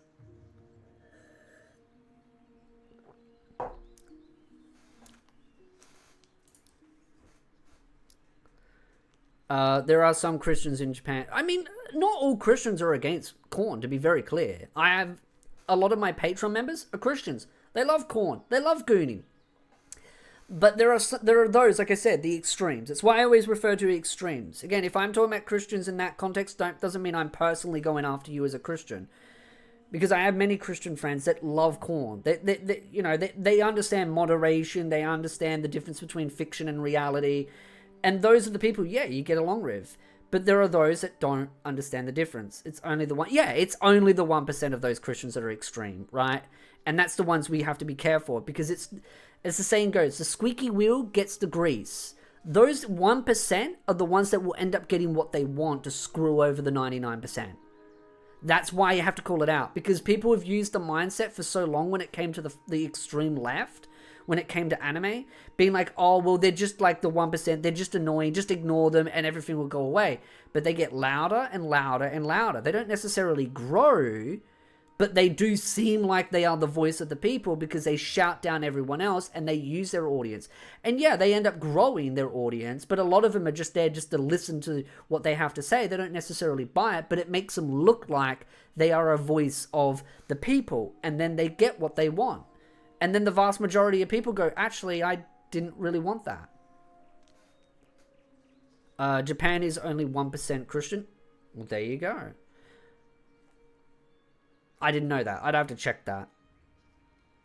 But I mean, yeah, I don't believe a lot of Japan is, because Japan has its own culture and religion. And I always loved Japan's culture and religion. I always got into Japan's culture and religion before I even got into anime. Because I used to study Japanese. I was trying to learn the language. I suck at it, but I was still trying to learn it in primary school and high school. And I just have a deep love and fascination for Japan. It's just its culture, its lifestyle, its architecture. I love its architecture. I love the trees, because the trees, the animals, everything's just weirdly alien to me. Like, I live in Australia and everything's like a desert. Everything's trying to kill me. Everything in Japan just feels more pleasant and more nice. It feels like I can just stroll down the street of Japan and be like, la la la la la, nothing's trying to kill me. I go down the main street of my own street and some bloody bird's got probably like some laser beams attached to its bloody butthole ready to fire and shoot me in half. It's like, my country's trying to kill me. The animals are more dangerous than the people. Why do you think no one wants to invade Australia? It's not the people you're going to be worried about, it's the bloody animals. They got it more annoying because of the slop news for Middle East. Yeah, well. Japan is the fantasy world country. Yeah, I mean, it's just a very beautiful country. Now, that doesn't mean Japan's perfect, to be very clear. Yeah, it is a very... Japan is a very rich in culture and history. And because it hasn't been destroyed yet, so, scarily saying that, it's such a beautiful country, and I love, like I said, I love the architecture, I love the animals, the trees, the culture, the religion. There's just something so beautiful about Japan as a whole, but that doesn't mean there aren't issues with Japan. It's work culture, it's like business culture around that. I don't like its work culture. Japan's work culture is extremely toxic because it is that grind mindset, and I hate Japan's work culture. And that's mainly also because their economy is just struggling. Because their birth rate is just completely destroyed. Yeah, the emus over here are dangerous, man. They're dangerous. They're dangerous. But they're on my side. Or I'm on their side. So it's all good. But, yeah. I mean, if I was super rich, sure, I'd potentially go live in Japan. But living in Japan is very, very, very expensive. I know a couple of people that live in Japan that aren't part of the content creator space, and they say it's very expensive. Taxes over there are very expensive. It's an extremely expensive country to live in because they're just, I don't know, their country is kind of just falling apart because of their aging population, and that's the problem. We need a spirited to punch an emu. You ain't getting me to punch an emu. I'd like to live to see the day. Australia's cursed. You need to move to America home. I like my country. I like my country. It has its faults, but it's expensive to move to another country. I don't have the money to move to another country. That's the problem. So, it's just, yeah. Japan's economy, its work culture is extremely scary. Because they have so many problems that they need to fix. And because it's such a small piece of land, it's hard for them to sometimes grow. But, like I said, it's one of those where Japan's also dating culture is very weird. Very weird. So, yeah. Japan really needs to get its birth rates up. It needs to get itself growing, its economy going, its economics booming again. But also, a lot of jobs in Japan are getting removed and just getting sent over to other countries that are much cheaper. So, that's one of the problems, is just open trade markets and all that kind of stuff. It is slowly destroying different countries because of wages and all the rest. Will you visit Japan? Yeah, I will. I will visit Japan. Where will you go first? I have no idea. But I will visit Japan at some point. Probably in the next couple of years. Maybe sooner, maybe later. I don't know. It's hard to go to Japan because of my cat. Because she's always kind of getting a little bit sick with her bladder problems. And she's a very she's a very clingy cat. She doesn't like being left alone for too long. So it's hard to do content. It's hard to leave the house. She's just a very clingy cat. Because everyone in this house has slowly disappeared over the years. I'm the only thing the cat has, and cat's the only thing I've got left. So cat's very clingy to me. So it's not like I can really travel. And yeah, I could get someone to take care of the cat. I don't trust anyone to take care of my cat. I don't. I had a friend take care of it once. Thank God they don't watch the stream. They didn't really do a great job. So I'm just like, take a review. Honestly, actually, that could be viable. The cat is very friendly. It would probably enjoy the trip. It's not one of those cats where it freaks out. I could just put it on a leash and like tie it, like get a proper harness and everything, and I could probably take it for a trip. It's just, it would probably cost a lot of money to take it with me because of planes. But honestly, I could sit... The cat moves a lot, so it'd be one of those where I have to put it like in a decent like container and keep it secure on a plane and make sure it's got air ventilation and water and everything, and it would be alright. And then you just take it for a trip. It'd be alright. But it'd be expensive, so... Be a good fun trip. Could make content out of it, which I probably... if I went to Japan, I wouldn't make heaps of content out of it. I would only make like little videos here and there just to show myself, but a lot of it I just enjoy.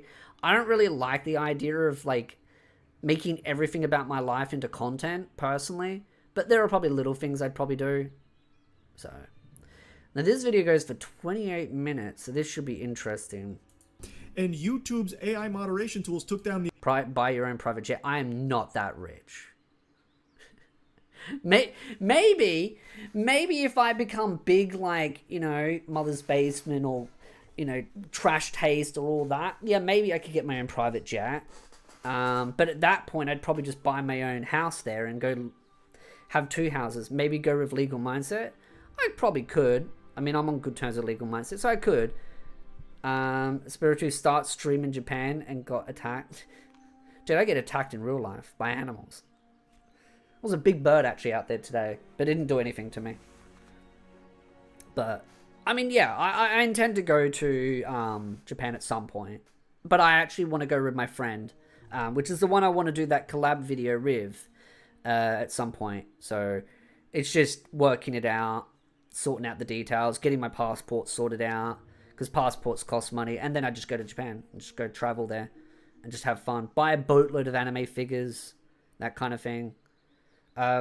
We ain't got Mr. Beast money. No, we don't. I'm not Mr. Beast rich. Wish I was.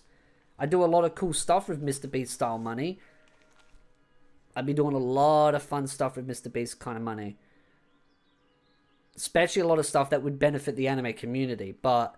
I'm not Mr. Beast rich. Like, if I was Mr. Beast rich, I'd be probably buying up shares of, like, a studio and then slowly buy up my own studio in Japan and then, like, get them to make cool animes and make sure they're all got livable wages and make some of the best, like, banger animes out there. And then just, like, build my own servers and all that kind of stuff. It'd be fun, but I'm not, like I said... I'd have to be a much bigger content creator. I'd have to salvage this channel. I'd have to grow the other channel. I'd have to grow my X following. I'd have to build out my YouTube membership, build out my Patreon, all that kind of stuff. And then, you know, if I was, say, like, tenfold bigger, maybe we could afford some of that kind of fun, crazy stuff. But that's wishful thinking. So, oh yeah, make sure everyone that works for a studio gets their breaks. You make sure, well, if they get paid good, then they can take good breaks. They don't live in shitholes, so yeah. It'd be amazing if I could buy my own shit, but I would have to be super rich.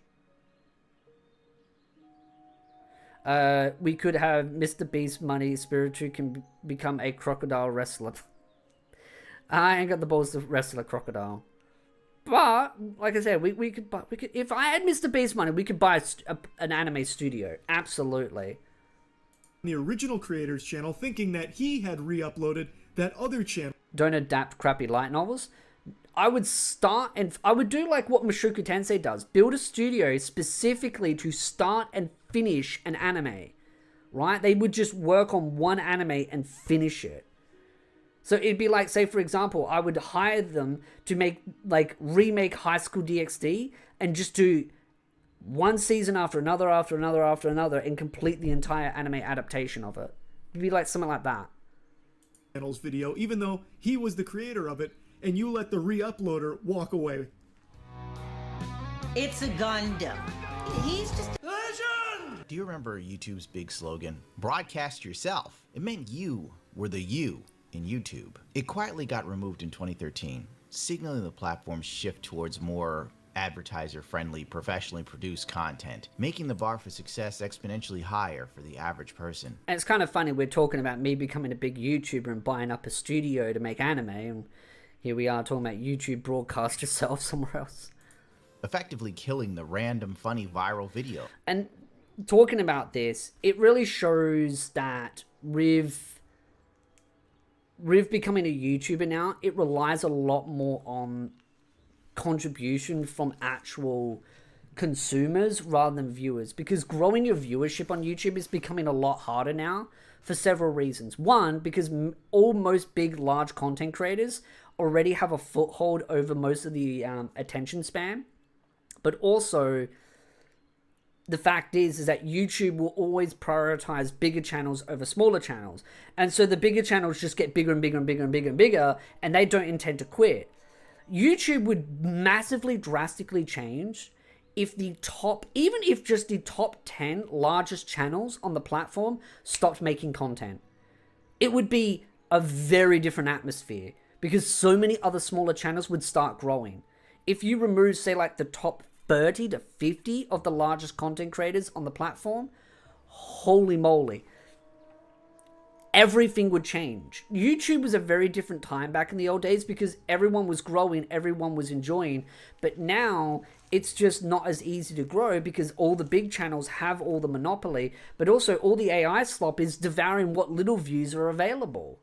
So you've got all the big content creators that dominate the viewership, and then you've got the AI ones taking all the little scraps left over. They're like little piranhas eating all the little things.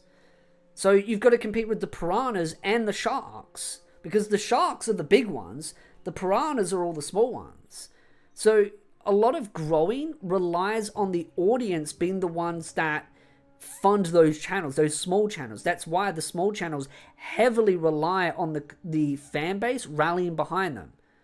Because someone like, say, like Mother's Basement doesn't need the audience to carry him through, because he's big enough that the algorithm will allow him to survive. Someone like me on my other channel, and again, I know I'm going to shout out this channel because it's what I do, baby. I still need to get on top of the next video that I want to do, so we'll get there. But a channel like this, it struggles because it relies a lot on the audience to promote the content, to be there. And so that's why I try to use my X following to try and promote it, because it's the only way that I can get that viewership to move the needle. So a lot of it relies on that. And that's why I always say, if you hype a video, leave a like, leave a comment. You don't have to give money, but at least those things like hype, like, comment, share, they help. Because YouTube is just, it's not easy to grow on these days, because YouTube is just so heavily favoritized towards big channels and AI slop.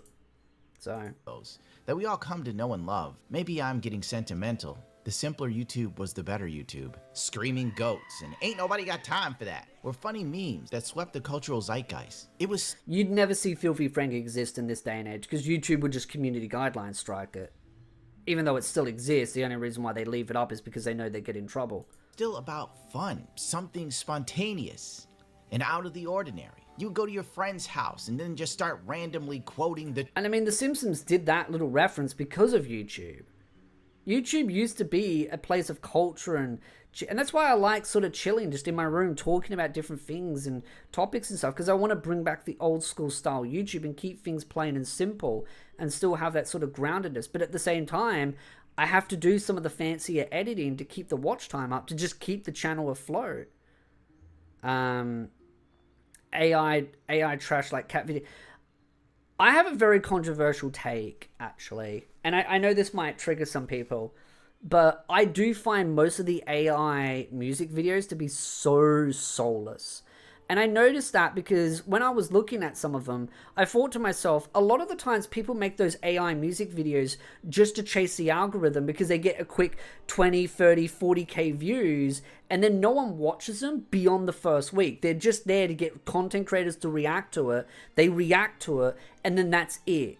No one really watches those AI videos beyond a week. They go back to actual music that has soul and meaning and referencing and all that kind of stuff. A lot of those AI videos are just referencing a content creator's journey, and it's just, to me, it's just soulless slop. And again, if you enjoy it, that's fine, but I just feel like there's just still something missing out of a lot of AI music videos. Some of them are good, some of them have got some nice charm to them, but a lot of them just feel, they just feel soulless. They just feel like they're there to ride an algorithm rather than make something artistic and something with soul and meaning behind it. And I know that will trigger a lot of the tech bros, but again, if you're going to make AI music videos, you want to add something that has soul and meaning to it, not just a, look, I'm putting some political reference into it to trigger some normies and get a bunch of content creators to react to it. It's like, that's cool and all, but it's not going to ever really last. I mean, again, the point of it is to quickly get your 10, 20, 30, 50k views and make your money and move on to the next one, because it takes them no effort to make, so. The Tourette's guy. Something to eat for breakfast. Some cereal right here. Oh, that's Total. I don't really like that. Don't talk shit about Total. It was a place for you and me. Not big corporations, but those days are no more. And that's another thing too, is big corporations are slowly taking over YouTube as well.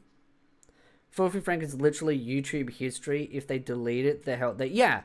Like, if Filthy Frank existed now, they'd shadow ban him, they'd community guidelines strike him, they'd age restrict him, all that kind of stuff. But now they can't, because of his cultural reference and his cultural significance.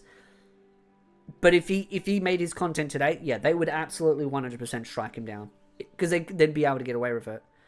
Can Grok sing? Yes. I haven't really got it to sing. The only thing I ever got Grok to do was say ara ara. Oh, the times they are changing. YouTube quietly removes Broadcast Yourself model from official blog. It's the largest sign that YouTube no longer cares about the independent content creators that help grow the platform.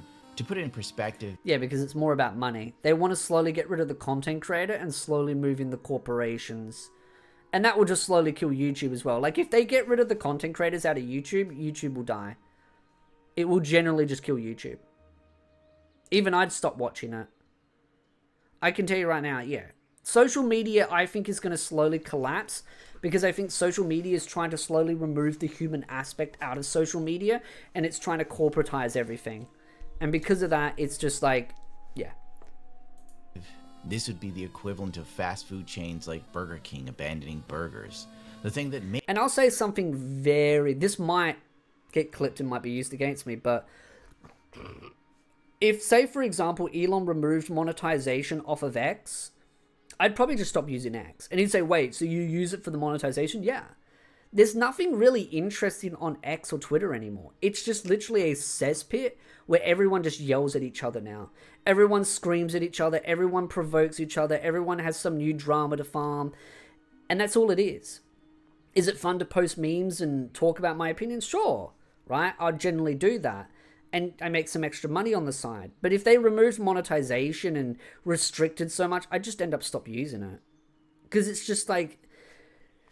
I don't know, I just kind of want to go enjoy doing other things. And I like doing YouTube and talking about anime, but it's one of those, again, where YouTube constantly limits the reach of actual content creators, and they're more busy about promoting big Hollywood actors and AI slop, and the big content creators like Mr. Beast, because they're all brand friendly. Didn't Elon do that already? What, remove monetization? No. He is removing monetization on bad actors, but he hasn't removed monetization off of the app as a whole. But there is a lot of rumors that they're trying to remove monetization from people so that they can save money. But again, that could just be a conspiracy theory, because a lot of people that are getting their monetization removed are just like, they are just slop people. But at the same time, the amount of banning of accounts they've done in the last like day, I think I've lost around 1,500 followers because of all the bannings. And it's just accounts that generally use the app normally. They're not even banning actual bots. They're just banning normal people. Because I had a bot account with 50 alts try to spam me with like fake screenshots of like tweets of me saying like really provocative things. I reported it. X wouldn't do anything about it. So it's like, again, where the bots are, they won't ban them. But they'll ban normal accounts. So... And this is the thing, and someone else said this the other day, and actually someone, I think, said it today. How can you trust X to hold your money because they want to have their own X money? How can you trust them to hold your own money if they're just going to randomly ban your account? I wouldn't trust them with a single dollar if there was a risk that they would ban my account. They will get into so much legal trouble if they try that shit. Made the company popular in the first place. YouTube also scrubbed every mention of the phrase from their blog in 2019. and this just made the site seem even more soulless and draconian. The removal of this phrase was spotted by Justin Dubry, according to the Wayback Machine. The Broadcast Yourself tagline has been used on the YouTube blog for over 2.5 years. That happened to one of my old accounts. Didn't use it for a month. Came back, retweeted and commented on a friend's art piece, and boom, banned. Yep. Their whole flag system is stupid. And also, X is basically shadow banning heaps of artists and banning artists, but also they are flagging anime normal safe for work images as non-safe for work. The entire app is completely broken, and because it's so much built around AI moderation, the app just feels so soulless now, because they're banning real people, bots are taking over, the bot is running everything from the algorithm to the banning and suspension, there's no real humans behind it anymore, and it's just like I said, if Elon removed the monetization off of X, I'd stop using it. Because the only thing that's keeping me using that app is the monetization, that's it. That's the only thing, the money. If the money goes, I'm not going to use it anymore. And that may sound like I'm being greedy, but it's like, what other reason would there be for me to use it? It's a soulless, dead husk of an app. And sure, it's nice that he bought it because, again, X was being completely overridden by the left and they were controlling the narrative when it comes to information. But it's just like, Elon, there's so many better ways to run that app, and you've got the most deranged people running it. And anytime you criticize them, they ban you. They shadow ban you. So it's like, free speech? Yeah, my ass. Oh, but we don't ban you. Well, you are actually, Elon. You are just straight up banning normal people's accounts. So you're not free speech. And I don't even think it's Elon that's at fault here, actually. Just to be very clear, I refer to Elon, but I actually don't think he's at fault here. I don't think he knows what's going on. I think he's just got people out there running it, and they're the ones destroying it. I don't even think Elon has a single idea what's going on. So as much as I'm blaming him for it, I don't really think it's actually his fault, because it's that other guy, and I don't know what the hell his name is, but he's always on there bragging and patting himself on the back. I don't think really Elon is really paying much attention to it, because he's too busy with SpaceX and Tesla stuff and Neuralink, that X has just kind of been run by a different team, and he doesn't have a freaking idea. Because when they were trying to push, they were planning to change the monetization to make it more region-based, everyone kicked up a stink, and then Elon pulled the plug on it. He pulled the plug on it, and the guy that was trying to push the idea through the thing, he got butthurt because he was like, this is a better system, I'm upset. He basically got pissed off that his boss told him, no, we're not going to implement this system. So it's very clear to me that Elon doesn't really know what's going on because, again, he's too busy. The guy runs like 5 different companies. So, yeah. And the AI is taking over a lot as well. But I think it's mostly the X team that's running it that Elon doesn't really know. And as long as it functions to him, it's fine. I think he's just, yeah. And whining to Elon isn't really going to change much. He's doing his own thing. Because I don't think Elon would have let a lot of this stuff pass. Years, with the tag being added on October 20th, 2016, and removed on May 1st, 2019. In my opinion, 2016 was the beginning of the end of YouTube. The site was getting more involved in politics. That's another issue with YouTube. It's becoming too political now. Left, right. It's just all political now. It doesn't matter which side you're on. It's just all rubbish. And especially a lot of those, there's this one content creator on the right. I can't remember what his name is. He'll do like shorts videos where he'll sit there and he'll talk for like 30 seconds and he'll describe the clip and then he'll play the clip for like 3-4 minutes and then that'll be the end of the video. It's just like he just re-uploads other people's content, gives 30-second of commentary, and that's the end of it. And then the quartering started doing it as well. It is the most slop content out there. It is so bad. So lazy, so bad. But it makes them money. More involved in controlling what you can and cannot see. Lest we forget, in an interview with the New York Times, a podcast called The Rabbit Hole, Mama Susan pushed for an algorithm change that moved the platform from funny and silly videos to political information. The reason why they're pushing more political is because it gets better watch time retention and better click-through rate. It's the same reason why X is doing it as well. it gets better click-through rate, better watch time. Reddit does the same. I like how the left has Blue Sky. Yeah, I mean, the left has Blue Sky, and the right technically probably has X/Twitter, but a lot of the left use Blue Sky as well, because a lot of the left gets banned on Blue Sky as well. Blue Sky is just stupid. But yeah, politics is really destroying a lot of things right now, because everything's so politically motivated and everyone's at each other's throats like 24/7. That's why I want politics out of anime. But they won't. Everything has to be infected with politics, and now you see why. Because it's destroying social media, it's destroying our games, it's destroying our anime, it's destroying our music, our media. It's just slowly destroying us as people. And it doesn't mean that there isn't bad things going on in the political space, but sometimes we need an escape. Information she felt was needed. Going back from my early initial days, which is that we couldn't get people interested in news or get people interested in politics. I don't think we had no indication that this was something that people were interested in. Like, people were interested in gaming and music, entertainment. They came to laugh, they came to escape in many ways. She went back to this idea that YouTube just wasn't seeing data that suggested that people were looking for politics on YouTube. It's the moment celebration became nightmare. In 2016, people were screaming, kids were crying, security guards. There was a terrorist attack that had happened in France. Horror tonight in the French resort town of Nice. Susan says that in 2016, on Bastille Day, in the coastal city of Nice, just as the fireworks ended, a truck plowed into the crowd. when an ISIS terrorist attacked a crowd. At least 84 people were killed, dozens of others were hurt. And the government there declared a state of emergency. And I remember reading that and being, just extremely upset and thinking, our users need to know about it. YouTube decided that for people in France... The problem with YouTube is it's extremely left-leaning bias still. They censor anyone on the anyone on the right. Well, they used to, but they don't as much anymore. I feel like YouTube is going to slowly implode on itself if it keeps pushing politics, because politics gets fatiguing. And that's the thing. I think they're looking for short-term gain instead of a long-term prospect, because AI slop videos, political garbage, watering down, desensitizing things, corporatization, it's just, and more ads, slowly people are just going to start tuning out to it. And there will be a breaking point. Just like with Twitch. I think Twitch is almost at its breaking point now.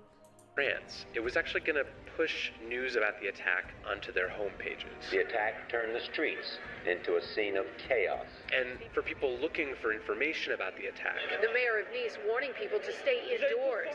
Here's tonight of another terror attack. they were actually going to prioritize videos from what they considered authoritative sources. But that didn't perform very well on our platform. She says that basically the engineers at YouTube were telling her, like, the users don't want to actually see it. No one is clicking on... That's another good point too. World War III is about to start for the 34th time. Thank you, media. Yeah, because the media keeps telling you how there's a World War III starting. But to be honest, World War III started a long time ago. It's just World War III isn't being fought the same way as what people expect it to be. You know, when we look at World War I, we look at World War II, we look at it as these big, massive conflicts in these big battlefields where it's just thousands of people throwing their lives on the line in these big fields and lots of casualties and big machines and all the rest. But due to technology, World War III has been fought with many, many different skirmishes in many, many different locations. And I think, in retrospect, World War III has kind of already started and it's only scaling up, but it's fought in more skirmishes. A full outright war, well, I don't think we'll ever see a full outright war because there's too much to lose. No one wants to push that button, and God hope not, because it would be an absolute disaster. But there are a lot of little conflicts going on, and I think it would take something very big to really push, because again, most countries don't want to go into a full outright war. I mean, the fact is Russia and Ukraine didn't push anyone into a proper full-blown conflict of many countries going to war. I don't really see that being... And it's like, you look at other conflicts going on in different areas, it's like, yeah. Literally the only reason why I watch some political stuff on YouTube is if it's some out of touch politician in power keeps trying to delete my comfort and joy. I read news articles on Discord that some countries are considering mandatory drafting for men. Yes, there are some, yeah. I mean, I don't think World War III will happen in the same way. I just think it will be one of those where it will be a lot of small conflicts in different areas. Going to bed, wake up, someone infects what I love with nonsense they ruined. Yeah. It's a sad thing. On these videos. That's just not what they want to see. And so what do you do as a platform? Do you show it to them anyway? And so that's actually, I remember that very clearly because that was the first time I said to them, you know, it doesn't matter. We have a responsibility. Something happened in the world and it's important for our users to know. And according to her, she said basically like, too bad, we're showing it to him anyway. And it was the first time we started using the word responsibility and the fact that we needed to put information that in our site that was relevant, even if our users were not necessarily engaging with it in the same way that they would with the entertainment videos. So, if I'm understanding this right, what Susan is saying is that the Nice attack marked the first time that YouTube took this idea of responsibility and prioritized that over watch time. Right. This just kind of reminds me of all the VTubers that start making, like, gameplays and stuff, and like they'll be playing games and all the rest, and then suddenly a VTuber will do one political video, like one political stream, and they suddenly go from like having like 15 views to like 100 views, and then straight away every new stream is just politics, because they're like, oh, it works, boom. And that's what they do. They just they throw out the gaming, they throw out the enjoyment, and they just focus on politics. That's what it feels like. Because I'm going to be honest, so many VTubers do that now. They start off as like playing games, and then as soon as one political stream does well, that's all they do. Drama and politics. Boom, boom, boom, boom, boom. And I mean, yeah, it works. But it is kind of funny. That's why I do what I do on this channel. This is why I keep the politics out of it. I want it to be my safe haven. Like, again, if you don't like politics and you want a channel that doesn't have politics, that's it. That's the channel. That's the no politics channel. This channel, politics.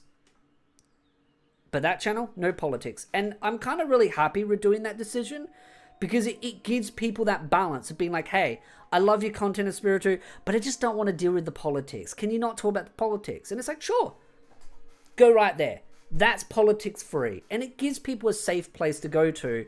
I know that sounds so inclusivity. A safe place. But it's just it's a place where you can just go and enjoy something without the fucking bullshit in it. That's why I like doing it like that. And I'm very happy that I made that. I just wish I made that decision sooner. Because I wish the channel was a bit bigger. Just because then I could actually have more of my audience. That's why I like the collab system. Fun fact, you can actually link up. That's what I've been doing now. So whenever I upload a video on here, it actually links. And you can see it right here, actually. So you see it right here. Espiritu analysis, Espiritu. Espiritu analysis, Espiritu. It's hard because my head's in the way. But if I scroll down enough, notice how it doesn't say my name here? It's because what it does is it links it to both channels. So I do a thing called collaboration. And this is something actually I was actually now thinking about that I was actually going to pitch to Mon Sensei at some point, was doing some content together where basically we can collaborate on different videos and kind of cross-link them to our channels. And so I don't know if he's still watching or not, but that was something that I was looking at doing with other content creators, and Mon Sensei was one on the top of my head. I just keep forgetting to ask people this stuff because I've been so busy with everything else, because that's why I didn't stream last night, because I was too exhausted and I ended up going out and getting KFC, which they screwed up my order for my KFC. I wanted chicken pieces. I wanted goddamn my chicken tenders, and they gave me a bloody burger. And I couldn't get it fixed because I already got home. I like my chicken, man. I like my chicken. But I think Monte, he's probably just watching. He's probably at work or something watching. I know last time he was watching, at this time he works, I think. So he might be listening, working. But I'll still end up pitching the I2 into him later anyway, because we're going to talk about Discord stuff. But you can see this here. So it works great because it means that I can promote the non-political stuff on the political channel, but people can be like, oh, well, I don't want the politics, where you just sub to this channel and ignore the other channel. So it's like like I said, it's like a win-win situation. But it's a great feature that they actually added. Both channels got ad revenue. Yeah, they do. Both channels have ad revenue. It goes through the same AdSense account. Because, a fun fact, you're not allowed to have 2 AdSense accounts with YouTube. You have 1 AdSense account, but you still have to meet monetization on both channels. So, the chicken sandwich wasn't bad. It actually tasted alright. I had it today. I had it in the fridge for like 2 days. It was still good. It wasn't a free burger. They just didn't give me the bloody chicken pieces that I wanted. But the burger was alright. But with the channels, you have to get monetization on both. But it wasn't hard because naturally I was able to get people to watch that content. But it's easy also to get monetization now on a channel. So if I started a new channel, all I'd have to do, let's say, for example, I wanted to start a manga channel where I did manga chapter reviews or manga volume reviews. I could start a new channel and then collaborate it with my other channels and get the views from those channels to boost up the other channel, get it up, and then have it monetize very quickly. And so that's one of the reasons why this feature is really good and why I want to pitch it to Mon Sensei, because if we do like some work together, I can, when we do the collaboration, it will link. So he could say, for example, if he did a video on his channel and he was using him as an example, you can put it on his channel. He'll get the monetization for it, but you can link it to the other channels and it will send people over to his channel and he'll get all the viewership over there. He'll get the monetization and he'll get the extra subs. Or if I do a video on my channel, his viewers would go over there. So it allows people to feed into each other's ecosystem. So I think it's a great feature actually YouTube has added. This is a good feature, but it's just one of those where it's like, again, you got to utilize it to its full potential. That's why I always check my food before eating fast food. Yeah, but I wanted to get out of there quickly and I didn't really check. So, it's alright. I still ate the chicken sandwich. It was alright. What point did that sense of responsibility extend beyond, like, a big news event? It took a little while. I mean, I think over 2017 and 18 and into 2000. He said he's at work. That's what I thought. I don't know if my messages are all reading or not. No, they should be. It's just, I hate how YouTube's chat system, you have to like, because every time I boot up chat, it goes top messages and all the rest, and it's live chat. It's like, I wish it just stick to live chat. 19, I think pressure was starting to build on YouTube. I can't believe you committed. I cannot believe you committed. How could you have done this? How could you have committed? Had she never changed the algorithm, we would still be doing ice bucket challenges and watching squirrels eat pizza slices. Or, once again, the spirit to confuse the worker with the Momo shit. Yeah, I actually did have that one on this time. This one's the Demon Slayer one, but I did have the Momo one on when I went into KFC. Which is what I wear for my pajamas. So I generally just go around in normal places in my pajamas. Like I go shopping in my pajamas, I go get food in my pajamas, I go down the main street in my pajamas. The only time I don't wear my pajamas is when I actually have to go somewhere that requires me to not really wear my pajamas. I just generally don't really care. That's just how I work. I just don't give a damn. goats screaming. You have no idea how big goats were back then.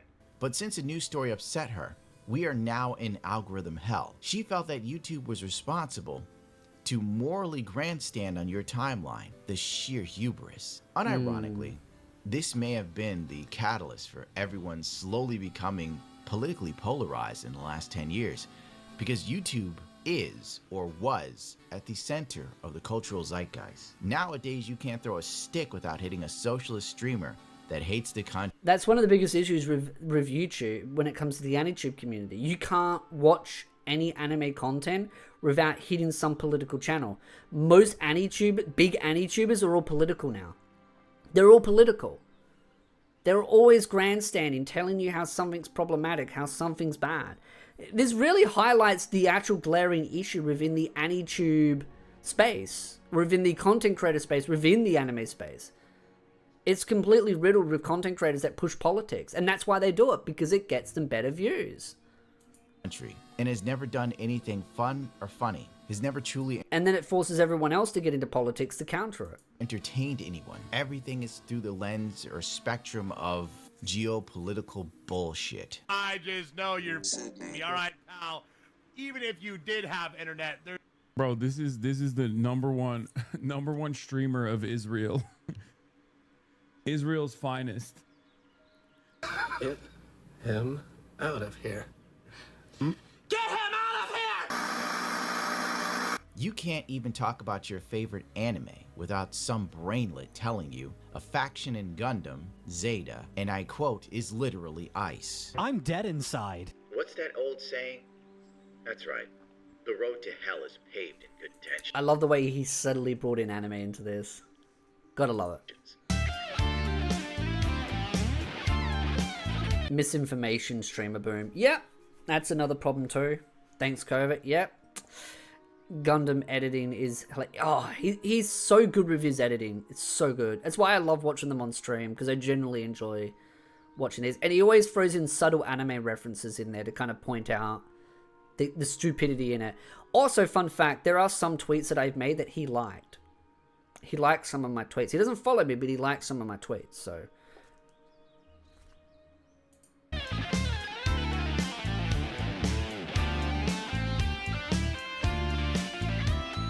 Let's take a page out of the book of Dante and take a stroll through hell. We all remember the wonton flu of 2020 and the insane lengths YouTube went through to control the narrative around the pandemic. Only whitelisting news outlets and major YouTubers such as H3H3. They could say the word COVID while everyone else couldn't. Yeah, that was a big problem for a long period. That's why, because back then, I was doing a lot of anime news, and so many animes got delayed due to COVID, right? And I wasn't allowed to say it, so I said the virus. And I remember I used to get yelled at all the time in my comment section. People were like, you're peddling conspiracy theories. Hey, I'm just telling you why they're delaying it. Whether they're telling the truth or not, that's irrelevant. I'm just telling you why they delayed it. So it was always such a mess back then, because you weren't allowed to say the word COVID. You really weren't. It was only after a lot of backlash and after all the damage was done did they finally say, oh, well, we won't shadow ban you. Who's H3H3? Save yourself your own sanity and don't look them up. But if you must know, Ethan Klein, who runs H3H3, used to make really good content. Used to make really funny skits, mocking people, mocking stupidity, and then he became a leftist psychopath who ended up sucking up to Hassan Piker. And Hassan Piker treated him like garbage, and over time, he slowly turned against, well, he slowly got fed up with the left and sort of pivoted back over to sort of the center right, like more center right, and he kind of calls out a lot of the left now. Because a bunch of people on the left really do not like him because, again, he calls out stupidity. But it still doesn't change the fact that he was still an idiot for a lot of the dumb stuff he said back then. So he's trying to redeem himself. Yeah, that's a too long didn't watch version of him. It's like a simple version. There's a lot of other details, but it's really not worth it. His wife also is and was part of the Israel task force or defense force. Like, she did her services and stuff. So a lot of people on the left don't like him because his wife is technically an Israeli. So that adds context. Not hating on Jews, just saying she was from Israel. That's why her son and all those hated on her. They could also do not come after me, please. I'm a good little boy. So make jokes about it or put it in the title. Everyone else was subject to demonetization or worse.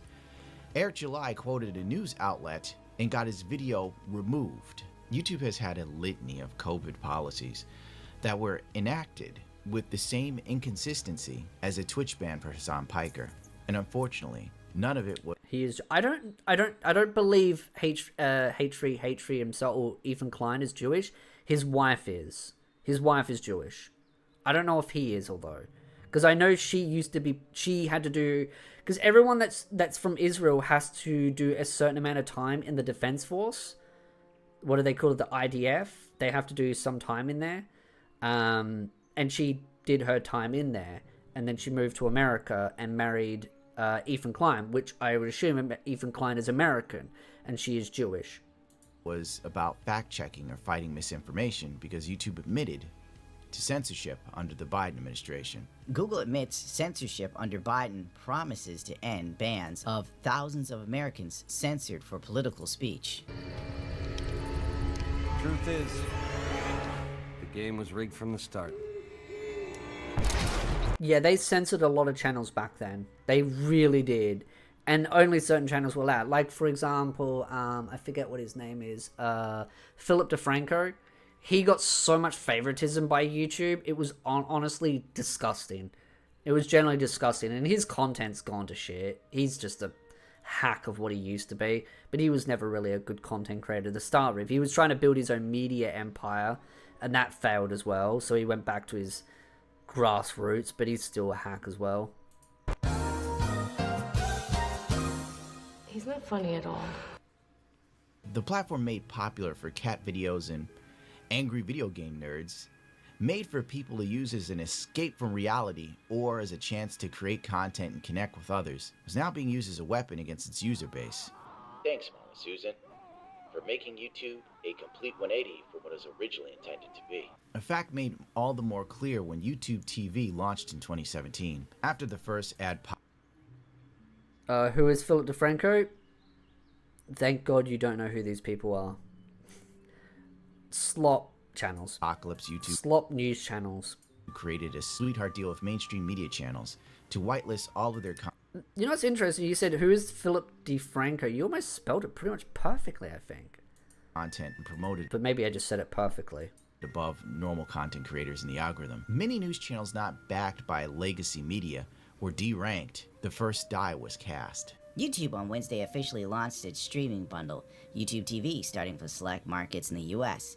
The Alphabet-owned video giant first announced the service, and today, the $35 subscription service rolls out in New York and Los Angeles, the Bay Area, Chicago, Philadelphia, and more US markets coming soon. Consumers will be able to sign up for the free trial offer for 30 days, and after the first month's payment, can get free Google Comcast while supplies last. Nothing says YouTube like ABC, CBS, Fox, and NBC, am I right?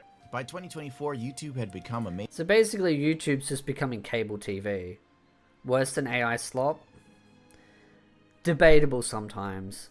Major player in the streaming space. Never forget about Phil shitting on the people who doesn't want to take the vaccine. Yeah. Again, to be very clear, I'm not anti-vaccine, but I have a massive problem with the COVID vaccine and how it was so rush tested. Because I remember when COVID first came out, and I remember the media. I remember it crystal clear. The media was talking about the vaccines within the first, 4 to 5 months of the virus coming out, and they were saying, yep, it's going to take, 3-4 years for this to be solved because it will take so many years for a vaccine to be made and tested correctly from legal perspectives. And then before the end of the year, they had a vaccine out. So it was within a year of COVID being out, they had a vaccine.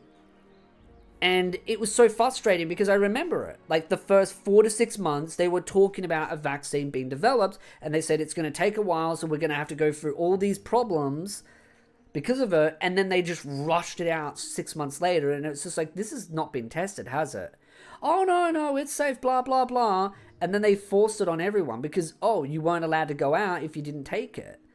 And my mother forced me to take it because she had to take it for her work because she was in the nursing industry, which was interesting because people in the nursing industry could get away from taking it if they claimed religious reasons, which just proves how stupid the whole thing is.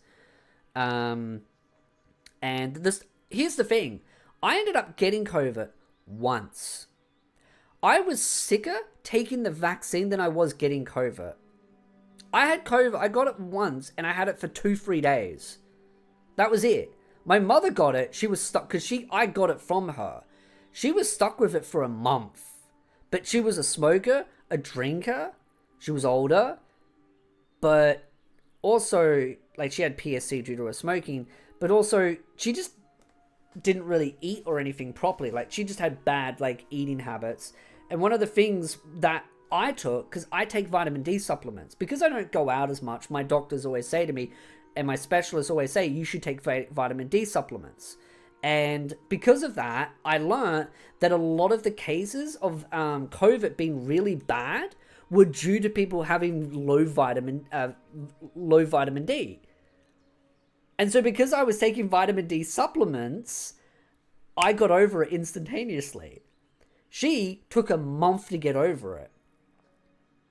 It was insane. I mean, we had the long COVID side effects for a long time, but yeah. And again, I'm not against vaccines because vaccines are very helpful, right? We've made many vaccines and tested and good for society, but these specific ones, they just weren't tested properly. They really weren't. They just were not done properly. And if you say that, you get called a conspiracy theorist. And that's the stupid part about the whole thing about COVID, is that if you just criticize the fact that they rushed these out and didn't vet them and test them properly, oh, you're a conspiracy theorist, you're anti-vaccine. And it's like, I'm not against vaccines. I just want them to bloody test them properly. So it's just like, if you're going to make these kinds of pieces of medicine, these things, these vaccines, you need to test them correctly. Put them through the proper testing procedures. Put them through the proper rigorous classifications. Not just, boom, I naturally have low vitamin D but high immune system. I generally just don't go out a lot. So I generally have a low vitamin D. And because of also my other health conditions I've got, because I've got a missing large bowel and I have PSC, which is sclerosis of the liver, due to my bowel problems, I generally have a more low vitamin D rate. And so they tell me, just take your vitamin D supplements, and it helps. So because of that, I generally have good vitamin D rates. So it helped when I got COVID. I overcame it very quickly. But when I was looking into COVID and I was looking at some of the reasons why people were having lots of problems, they all said people that generally were the sickest had low vitamin D. And you want to know how you get low vitamin D? Not going outside. And you want to know what they did during COVID? They locked everyone up. So naturally, the government locks everyone else up inside, and everyone ends up getting low vitamin D, and then everyone gets COVID, and then everyone's more sicker. So the government made the problem worse by locking everyone up. They were the reason why it was worse. If they just taught people proper hygiene, proper health things, make sure you don't go, coughing on each other and doing stupid stuff, most people would have been fine. And I mean, now, it's not like COVID just disappeared. It still actually is apparently still spreading around every now and again. It was honestly overblown in my opinion. Conspiracy theory class 1. Yeah. COVID affected fat and old people the most. Yeah, it did. It did. It affected pretty much anyone that was... Actually, it affected smokers, obesity, and elderly people. Those were the 3 categories. Because in Europe, the one place that got affected the most was Italy. And you know why? Because Italy is the one country with the highest smoke rate. Italy has the most smokers. And they were the most negatively affected by COVID. What a coincidence. Smokers were the worst at effect for it.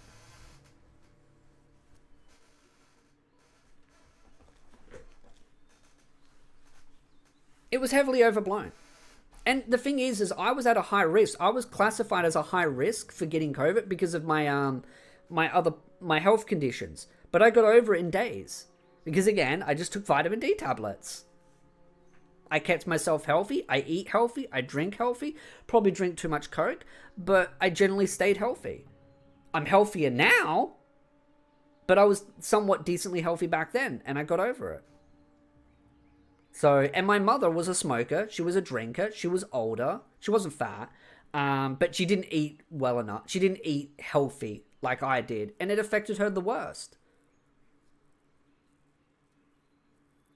Eating out Netflix. YouTube dominates streaming, forcing media companies to decide whether it's...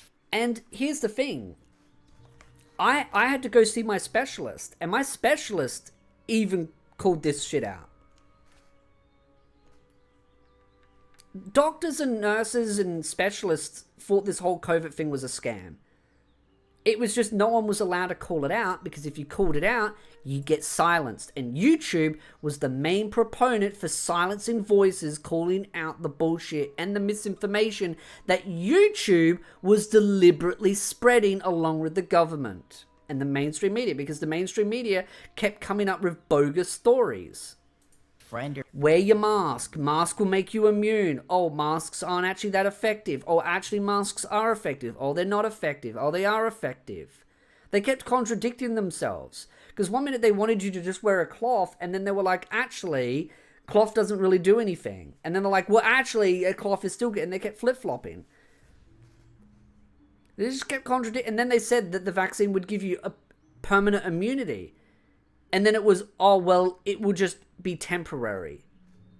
Fall. YouTube made nearly 10% of all viewership on connected and traditional TVs in the US in May. According to Nielsen, Netflix ranked second, claiming 7.6. Wasn't Twitter just as bad as at the time? Yes. Back when it was called Twitter and it wasn't owned by Elon, it was really bad. They would ban medical experts that called out the fear-mongering.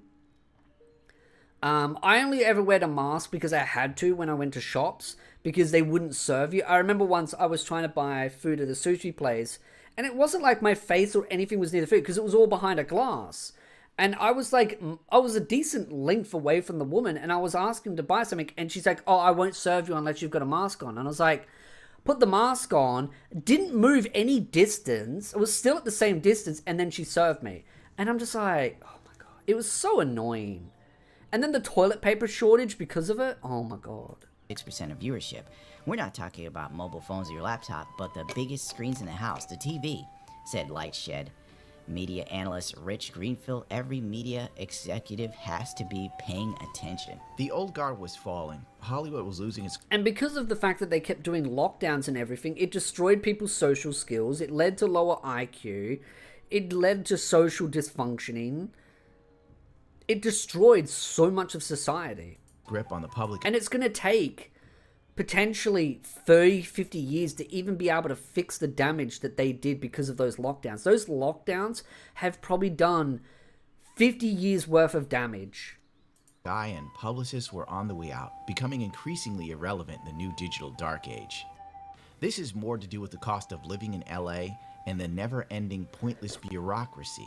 Well, the funny thing is, actually, in my state, they did a big survey, and they found out during COVID the most safest place in the world, and I quote, the safest place in the world during COVID was South Australia, because the population to the distance of people was much lower. So because my state is a much more lower populated state to the size of the state, and because of the fact that we locked our borders from every other state, we were the safest we were the safest place in the world, and we had the least amount of restriction. We had the least amount of lockdowns.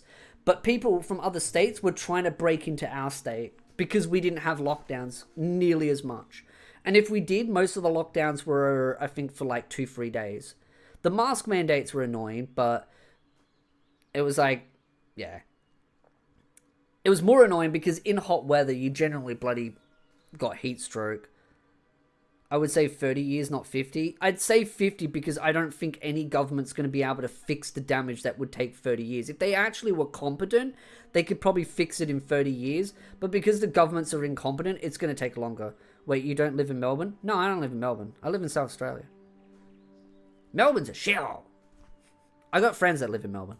Strangling the entertainment industry as badly as the average citizen just looking to install solar panels in the state of California. It used to be a spectacular job. You could give a voice to people who deserved one, and you knew you were making something meaningful that would be seen and talked about. Now it feels as if there's no real reward for taking big bets on. I thought Antarctica was the safest. Technically, yes, but again, that's kind of cheating. A favorite script or an unknown filmmaker, he says. You're more of a brand manager than a creative advocate. And playing... Oh, I remember people were wearing masks in cars while driving with no one else in the car. Yeah. Wearing a mask in a car with no one else in the car. Yeah. Peak stupidity. It was peak, and especially in my country and at the time when COVID affected, it was very hot back then. Very hot. And people were just having heat stroke because, yeah, you had to wear a mask in the heat. It was stupid. Playing it safe seems like the smarter career move. Pervasive risk aversion and an odd obsession with existing IPs is just one of the complaints that emerged from the interviews with executives who've seen their ranks gutted over the past 5 years. Streaming, meanwhile, has bifurcated the name of our modern-day executive, creating a fundamentally different structure with its own unique rules and incentives. And it goes on and on and on. Hollywood contraction hits entertainment executive jobs. This is a full-scale depression. LinkedIn usually uses professionals for networking with people in their field, posting updates when they get a new job, congratulating friends on their promotion. These days, as one former industry type puts it, it's become a therapy site for unemployed entertainment executives who share their frustration over the lack of opportunities in Hollywood amid the major constraints. I think I actually still have some like old COVID tests because my mother used to get them because she did nursing, so you get a bunch of COVID tests, so they'd always test her, so she'd always keep a couple extras spare at home. I think I still have them in the cupboard. I'll end up throwing them out soon, and I think if I haven't already thrown them out because I'm cleaning the cupboards out, but I think I still found some in there from like years ago. It's just funny. In the wake of studios fleeing to other states to film, this has left a void for influencers to fill.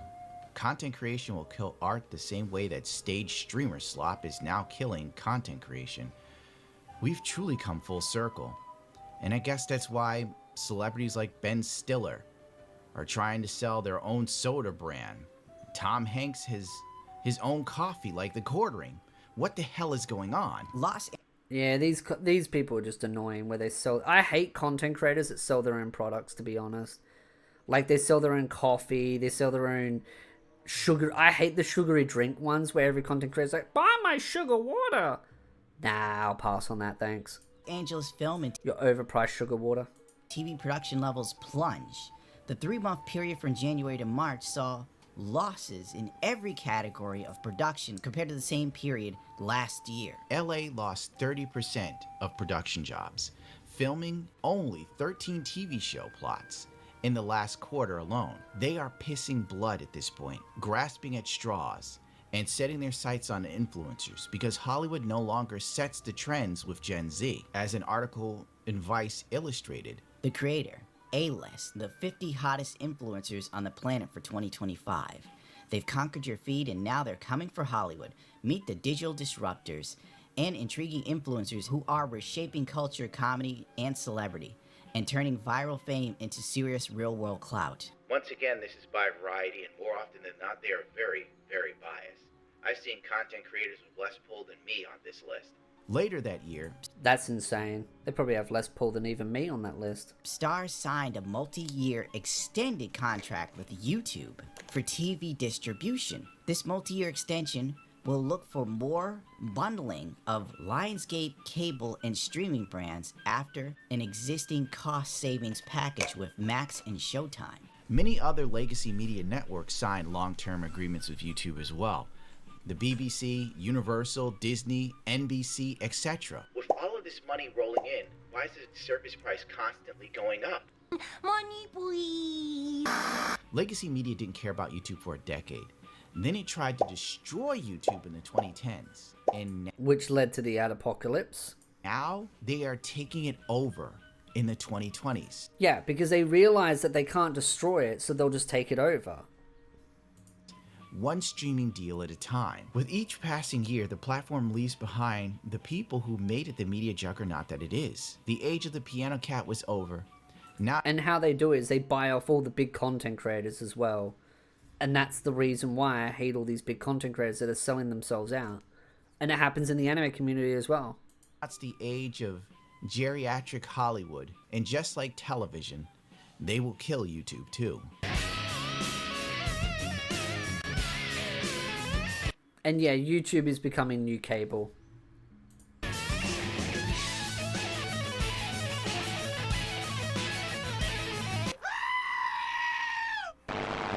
The Oscars will be streamed. The Academy of Motion Pictures Arts and Sciences said it had reached a deal with YouTube for exclusive rights to show starting in 2029. All broadcast networks have experienced audience declines as viewers have shifted to streaming programs, but ABC came to the negotiations from a place of strength. It announced late last year that it had gained exclusive rights to the Grammy Awards under a 10-year deal beginning in 2027.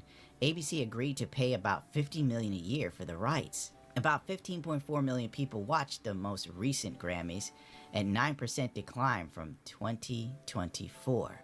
Late night TV was on a similar decline in popularity that only Darkside Phil could relate to. Boomers were aging out or switching to streaming, and the average person has no interest in watching the wealthy elite give each other awards while the problem with this though is that some of those streamers end up becoming super mega wealthy, and then they become out of touch with reality, and people keep giving the wealthy streamers more money, and they just become more psychotic.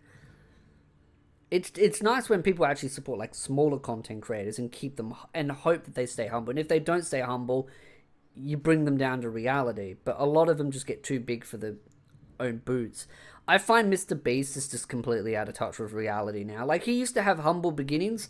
Now he's not even the person he used to be. He doesn't care about the little people anymore.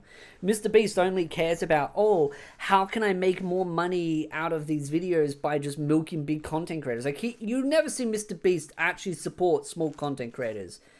He'll just only chase the big stuff. And it just shows these people, they don't really care anymore. Politically grandstanding to many of us who are still struggling to pay bills. As an article by NSS Magazine highlights. I mean, it's kind of funny. I'm watching this and being like, yeah, YouTube's problems, and we're doing it on YouTube, so.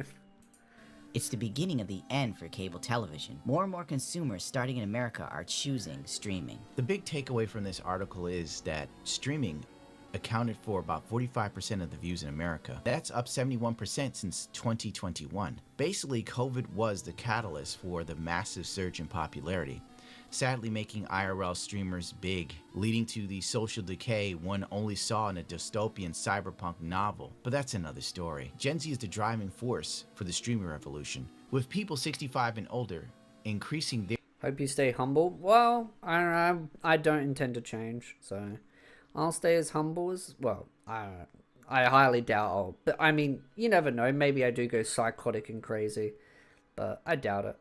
I'm not interested in these kinds of egotistic type content creators out there like that. Their viewing of streaming services by 106%. Networks are more risk averse to making new content, new shows or movies, and they're relying heavily on older IPs. And this is why older content is making a comeback. Older new content lately for streamers, that's been the question.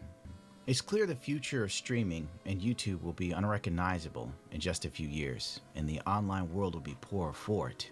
YouTube's chief executive Neil Mohan praised the Oscars, calling it an essential cultural institution. Sure, if you live in LA, maybe it matters to you, but the average person looking at gas prices couldn't give a flip less. They also have Sunday Ticket, which has been on YouTube since 2023, the National Football League games from Brazil that drew more than 18 million viewers. There is more and more of a shift towards major media companies being a part of YouTube, but not much is spoken about the content creators. And I don't know about you, but when I go to YouTube, it's for stuff outside of the mainstream. The reason why so many people cut the cord to cable was due to the fact that legacy media was lacking in authenticity and continually demanding to be paid handsomely for it. With all of these major deals, what was YouTube doing for the content creator that made YouTube as big as it is? Investing heavily in AI, that's what they were doing.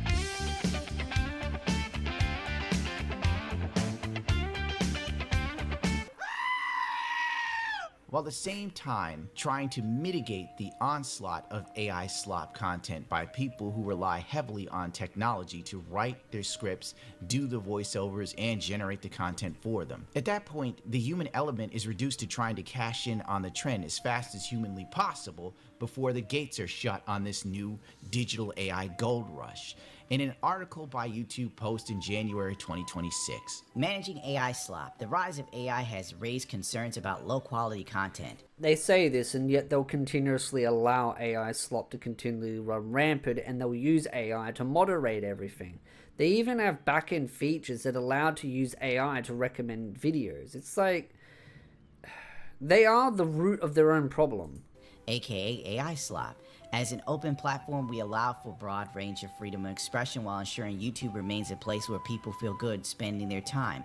Over the past 20 years, we've learned not to impose any preconceived notions on creator ecosystem.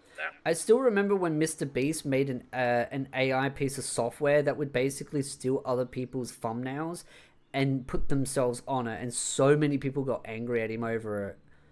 And then he said he would make like a legitimate good piece of software that would be about connecting artists to actual people, and he never did it. He never ended up doing it. He just made some cheap slop piece of AI software. That's what I mean. Mr. Beast just does not care. He's just all about money. Money, money, money, money, money, money. And it's just chasing the next big goal. He doesn't really go back to helping, you know, being humble and helping the small content creators. Like, trust me, if I became big like them, dude, some of the things I would do would probably blow people's minds. I'd do some pretty wacky, cool stuff. Like, I've got some personal goals that I would love to do. Like, I've talked about how I would love to run my own form site that's like basically just Reddit, but not Reddit, like old school forms. I'd love to have my own for anime. But running that probably is a lot easier than other ambitious goals. One thing I would love to do if I was like mega wealthy is hire heaps of artists, like a shit ton of artists, make them all to make art in different like things, like different animes, different shows, like chibi characters, emotes, fan art, different types of stuff, and then build a central database where everyone can download it for free and be like, hey, you don't like AI art? Here you go. Have a database of all the art that I've gotten commissioned of all different types of stuff. You can have access to it for free. Because I've gotten art commissioned. I let my Patreon members have it all access. And if they send it, they can, yeah, anyone can use any art that I've commissioned. I don't mind. I'm just that kind of person where it's like, I commission art, anyone can use it. I don't mind. It's like, screw the corporations, man. Give power to the people. Mr. Beast is a good name for him because he acts like one. Mr. Beast is just... He's not what he used to be. He used to be about helping people. Now it's just about giving money to his friends. And his multi-millionaire content creator friends. It's all just empty words and everything. He doesn't really care about the communities anymore and what helped build him the way he is. And it's noticeable because no real small content creators really rally behind him anymore because he doesn't give a shit about them anymore. Yeah, if I was Mr. Beast rich, I would make my own animation studio. I would buy my own. I'd buy one out and then just, yeah. You make your own anime. I wouldn't necessarily make my own anime. I would adapt good light novels and mangas and fully adapt them and make them good. Pay the workers good, right? It can still be profitable, but you just don't have to like destroy the workers in the process of making it profitable. That's the problem. You just don't need to be so greedy. That's what I would do. Buy a studio. Make a boatload of money, but do it in the right way. Make a series for... I'd love to see like High School DxD fully adapted all the way up through to the like what's currently out in the manga. Even have like OVAs covering some of the side story volumes and stuff. That was a lie. Today, once odd trends like ASMR and watching other people play video games are mainstream hits. But with this openness comes the responsibility to maintain the high-quality viewing experience that people want. To reduce the spread of low-quality AI content, we've actively built on our established system that have been very successful in combating spam and clickbait and reducing the spread of low-quality repetitive content. YouTube itself then launched AI tools in February, featured on their... This is literally what I was saying before, the inspiration tab. It's an AI thing. Creator update video. One hand, they want to stop AI slop, but on the other, they're implementing. It's a joke. It's all That's why you know they don't care about AI slop, because they keep implementing systems that make AI slop more prevalent. If you check the previous update on that same page in October, you will find this. The copyright tab renamed to Content Detection. Starting October 21st of 2025, the copyright tab in the left-hand menu on the YouTube Studio will be renamed to Content Detection. The copyright match tool will remain in the tab alongside the likeness detection tool for eligible users. This tool uses AI detection to find copyright match material, and it is loaded with false positives. I don't have it in me to talk about how broken the copyright system is. Holy Jesus. Oh yeah, the copyright system is completely broken. Day 2. On April 5th of 2026, NVIDIA's own DLSS 5 announcement video gets taken down by YouTube in Italy due to copyright strike. Local TV channels send copyright strikes to every YouTube video for using the trailer it uses for its own broadcast. This was a monumental fuck up. The craziest thing ever happened on YouTube. LA7, an Italian television channel, has used footage from NVIDIA's DLSS 5 announcement trailer, and then sent copyright strikes to every YouTuber video that supposedly used their footage, including NVIDIA themselves. Laugh my ass off. I got my video claimed and region blocked by them too. Just made a post about it yesterday. The content detection system is insanely broken. Anyone can do this. Something so stupid should never have happened. A blatant abuse of the copyright system with the help of their fantastic AI. But there's no checks and balances put in place to protect content creators. It's because they don't want to hire the people to do the work. Creators from this sort of stuff. They are effectively guilty to proven innocent. And what happens to the companies that do this? Nothing. People who abuse this system, normal people, might receive punishment. But corporations, no matter how incompetent or Evil by openly trying to extort content creators for using viral clips that they claim or then delete your video can walk away scot-free, even with proof that they demand $500. Thanks, YouTube AI. This is fine. Someone trained AI on her music, got a distributor for it. The distributor then copyright claimed her video. Have you used the copyright system? I have. I've had it used on me and I've used it on someone. That literally just copy-paste. They re-uploaded my video. Straight ripped it. And I was just like, what? So I just striked it. There was this channel that basically copy-pasted everyone's videos. And they had like thousands of... It was basically an Indian bot channel that would re-upload my videos. And it was re-uploading mine and like 10 other channels. And I basically worked out that... And I was being a dick here. I worked out that they had 5 of my videos uploaded. And originally I striked them. And I striked them for 3 of the videos. Because I found 3 of them. And I striked them once for 3 of the videos, because I put the one strike and I put all 3 videos and I said, take these videos down, strike them for that. And then when I went through their channel and worked out that they were just stealing everyone's content, I found 2 more videos that they took from mine and I striked them individually so that the channel would be removed. Because that was a big problem where channels just would re-upload entire people's content. That's where you use it correctly, because it was just content theft at that point. But there are channels where, like this, where she uploads her own music, then someone used AI to copy her, like to make their own music based on hers, and then uploaded it to YouTube, and then it flagged her content, and then they struck her content because they used an AI to make content of hers. It's like, it just shows how broken the system is. Videos and music that AI was trained on, effectively stealing her money in absolute outrage. AI and AI-powered scammers are strangling creators. Basically, as you already know, an entity called Timeless Sounds IR uploaded AI-generated versions of my songs to all major streaming platforms. And to do that, they fed YouTube videos of me to an AI engine that then mimicked my voice and playing. They used a distributor, which I just discovered, and that distributor's name is Vidya. They used Vidya to upload all these AI-generated songs. YouTube should ban them. Period. For misuse of copyright systems, they should be banned. But will YouTube do it? No. No. NVIDIA has since decided that it was going to make copyright claims on all of the videos that were used to feed that AI engine to sound like me. So Vidya has come forward and made copyright claims on my YouTube page.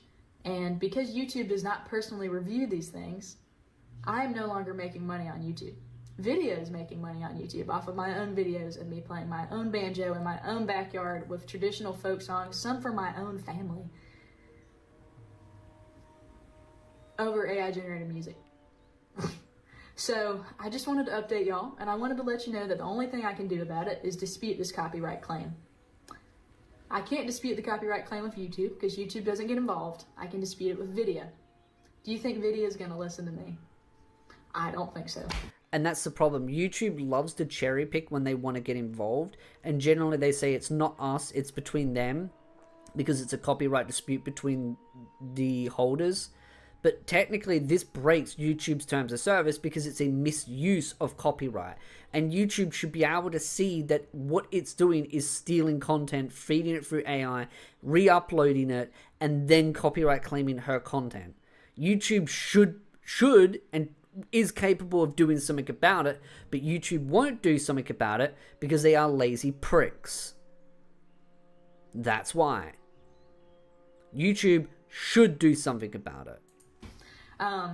So yes, that's AI generated music for y'all, and these are the consequences of using it. It's over. We are screwed. What is YouTube doing about this? They'll probably figure out after Moist Critical starts to complain on. YouTube won't do anything until a big content creator says something about it that gets enough attention, and that's the problem. If you've got a problem with YouTube, you generally have to get a big content creator to do something.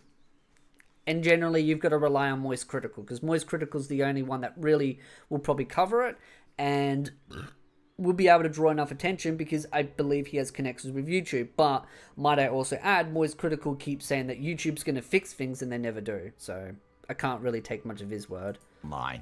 That's most likely it. But YouTube continued to roll out the AI moderation system anyway, despite people's objections. YouTube CEO says AI moderation is coming despite creator backlash. Neil Mohan says the platform is pushing ahead with expanded AI moderation tools, even as creators continue to report wrongful bans and mass takedowns tied to automated systems. In a new interview after being named Time's CEO of the Year, Mohan outlined how YouTube sees AI as central to both creator growth and platform safety. The company is coming off a massive 2024 with over $36 billion in ad revenue and another $14 billion from subscribers.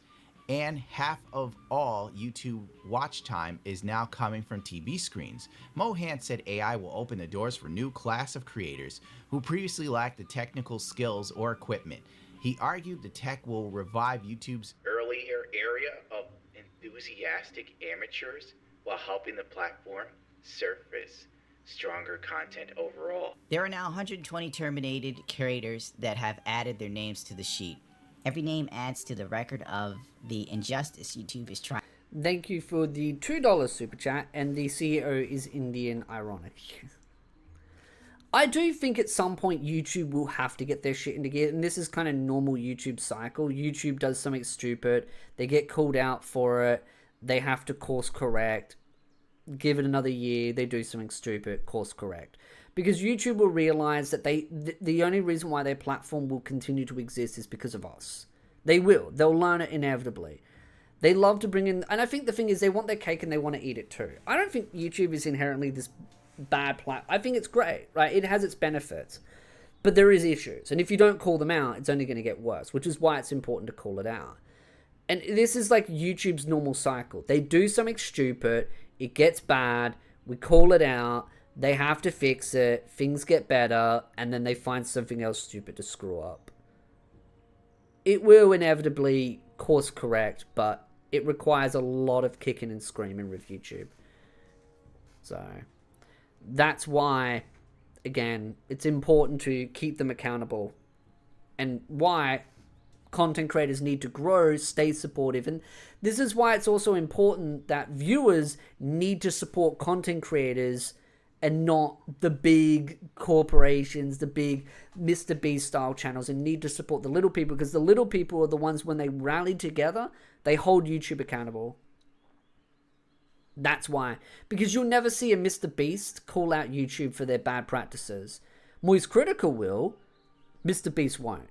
So it's why it's important that we help build up good solid channels to keep them accountable for their BS. Trying to ignore.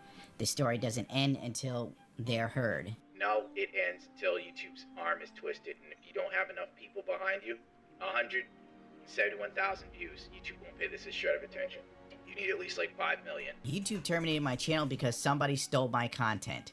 Somebody stole a video that I created here and posted on YouTube. They got terminated, and YouTube thinks that I have re-uploaded their content even though it's mine and watermarked. Thankfully, this instance of AI overreach caught traction on Twitter and even gained the notice of Moist Critical, one of the few content creators YouTube pays a monochrome of attention to. And adds that the system improves literally every week. Is that so, Neil? It improves every week? Because I just read a story. See ya, Hanaka. Khan, thank you for dropping by. Today about a channel that got terminated because another channel. I don't watch big YouTubers nowadays. I don't really watch many big YouTubers these days. I mean, technically, It's a Gundam is a big YouTuber, but he's a good big YouTuber. So it depends on what you classify as big. To be honest, 100k is big, but I like some of the big YouTubers like It's a Gundam. I do like. So there are some, but like a Mr. Beast, nah. Channel re-uploaded their video, and YouTube's AI moderation tools took down the original creator's channel, thinking that he had re-uploaded that other channel's video, even though he was the creator of it, and you let the re-uploader walk away. Not, you punish the real person, not the... May you grow to be a large enough. Well, I've kind of got to rebuild this channel, because this channel is a bit of a mess, so I'm slowly rebuilding it, and it's actually going quite well, actually, especially with streaming. Actually, my viewership is actually getting quite stable now. When I first started, I was barely going above between 10 to 15 views concurrent. Now and then I kind of got to 20, and now I'm holding around the 40 range here and there, which I'm pretty happy with. Sometimes I'll go up to 70 and stuff like that, so I feel like I'm rebuilding the main channel, this channel, much better. And then the second channel is starting to grow on its own as well, and I just need to make more content and do more. And I feel like as time goes on, things will be better. It's just, yeah, rebuilding, working at it, and building a strong audience. And as more people join memberships through Patreon or YouTube members, they get the access to the Discord, and it builds a community, and we help rally the troops against the evil corporations and the evil censorship happy people. So imposter. The AI tools are getting better every week, huh? This feels so crazy to say, but Moist Critical himself just spoke about my situation in the video. If this doesn't speak how ridiculous this situation is, then I don't know what to tell you. Please, Team YouTube, can you take a deeper look? Thoughts on Nuxtaku?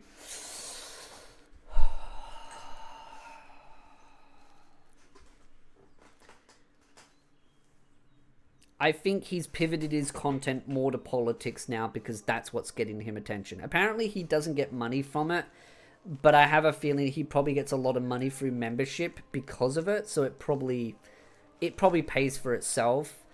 But Nuxtaku is very heavily political. He's got a very heavy political bias on him. That also being said, Nux does follow me. We've never really talked, but I mean, a lot of his close circle friends don't particularly like me because, well, I've called them out over the years. So I'm surprised someone like Nux actually follows me. I don't dislike him. I do watch some of his content, but I do sometimes... I do sometimes question his past and some of the decisions he's made. Definitely some interesting decisions he's made in the past that I kind of sometimes tilt my eyes and go, a little bit odd, but again, yeah. Look and rectify this. YouTube's partner support has just... I'm being nice and generous there, but it's, again, he's clearly pivoted more political. He's less anime, silly, goofy orientated, and he's very heavily political now. And again, that's his choice. He can pivot his content however he decides, and there's nothing wrong with that. It's just interesting some of the changes that he's made, and I sometimes tilt my eyes and go, fascinating.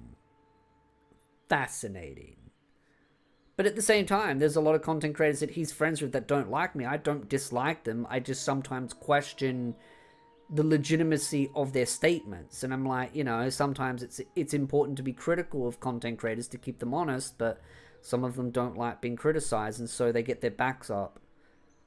Responded to me, stating that they believe the ban is correct. No. This is gut-wrenching when it's such an obvious error. I feel hopeless and completely stuck. Please, somebody help. Hi there. Please know that your channel has been reviewed by our internal team and has exhausted all efforts and looked at all possible angles to determine whether or not your channel adheres with our policy and guidelines. With that being said, you can tell that YouTube is so out of touch with reality when it comes to, because it's all automated. You really have to kick up a stink before they do something. We have confirmed that your channel was correctly rejected and the decision is final. Unfortunately, we've already exhausted all support options that we can offer to you at this time. Don't hesitate to reach out in case any other questions or concerns.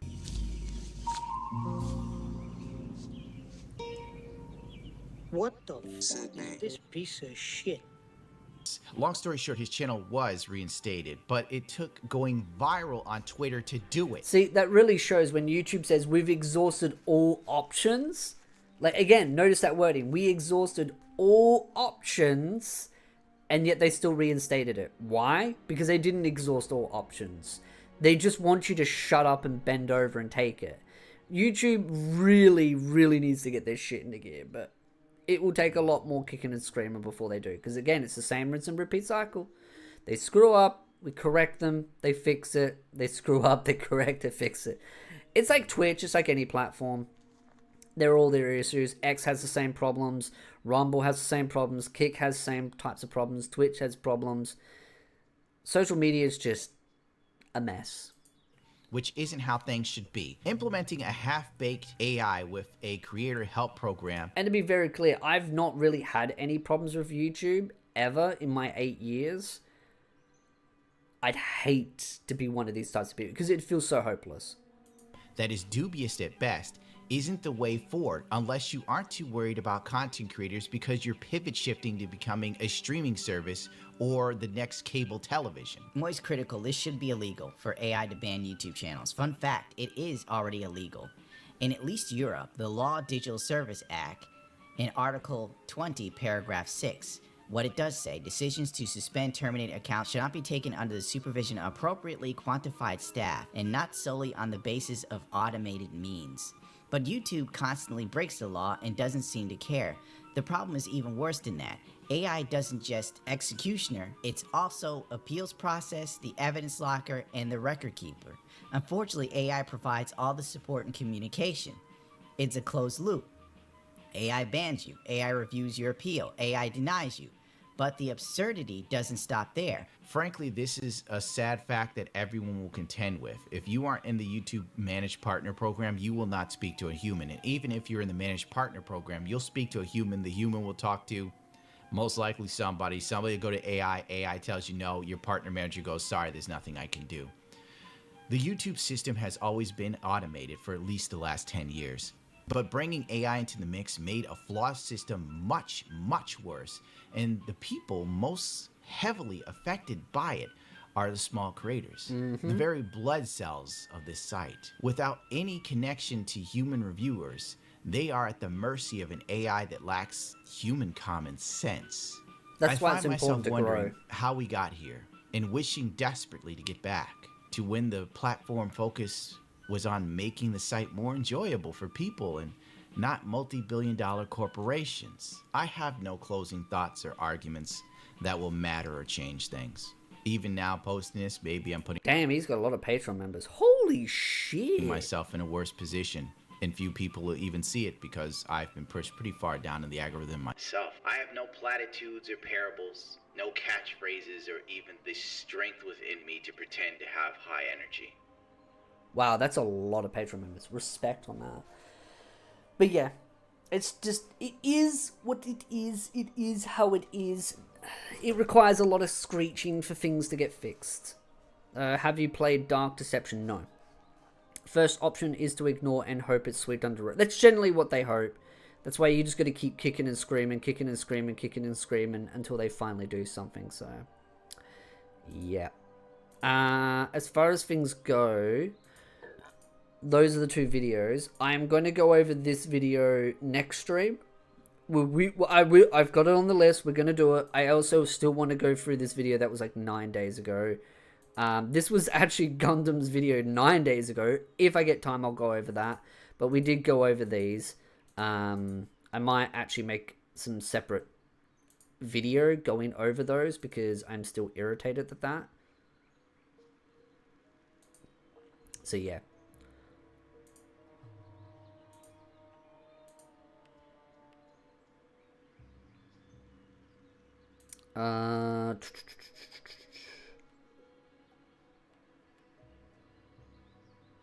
But yeah, that was pretty much the 2 things that I wanted to go over. YouTube is indeed YouTube has its issues, but inevitably it ends up having to course correct itself. So it's not YouTube is going to go through issues, and I do think if YouTube continues making the wrong decisions, they will inevitably die out. But I think YouTube will course correct because they'll realize the error of their ways. They'll want to keep content creators around because it's the only thing that people really care about, and that's why it's important to continuously support content creators, right? It shows, like, even being a member to a content creator, let's say like even mine, right? Like I've got my two memberships watching right now. It shows YouTube that you actually care about content creators, and so it sends a message clearly to YouTube, hey, support these content creators. So everything sends a clear message to them, whether you watch them, like the video, like this stream, right? Leave a comment, share it, support in any way. It demonstrates to YouTube that you clearly care about the small people, and it makes YouTube understand, hey, do not abandon them. Because once people stop supporting them, YouTube thinks, oh, well, we'll just bring in the corporations and make them take over, and then everyone goes, oh. So, yeah. But before I end stream, again, remember, I generally forgot I actually got this, but I think it was just the bonus rivet. So I'm not unpacking it, but now I'm gonna have to put this into the cupboard. I've got a couple more figures. Well, I don't have any figures coming this month, but I'll have to check because I've got a bunch of things. Oh wow, there's different parts to it. I just realized there's a different face mask. So I think you can take off Fitz's mask. I noticed it. So just here, it's got the face mask, and then it's got, you know, the normal ones on there, and then it's got the face mask just there. So that's pretty cool. I didn't notice that. Cool to know. Cool to know. But I look forward to doing actual unboxings. But we're getting closer to getting the room ready. I'm just cleaning out the shed now because I got the skip bin and doing the gardening. And then I'll be able to move stuff into the shed and finally get this room sorted out. Paint the stuff. Do the little bits and pieces. Get the other computer table in. And then, yeah. Do some more unboxings because we've done some. But I'll need to get another glass cabinet. So it'll work out. It will work out. It's a nice figure, actually. The quality looks really decent. I assume probably there's another content creator that I know probably bought this one as well, so he'll probably do an unboxing of it at some point, but I'm just glad, and it shows it there too. Got the different versions. So I like it. It's good. It's about time they released a Fitz figure. Because we have like 2 Eros ones.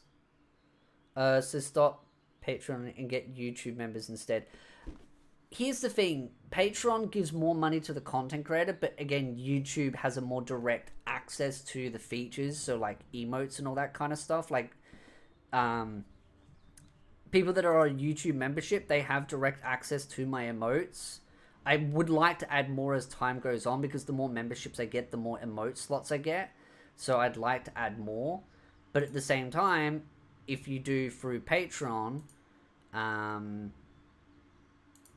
yeah, if you go through directly through Patreon, more of the money goes directly to me. So it really depends on your preferences. I don't mind either way. Both options are there available if people want to go through YouTube or Patreon, but it's there.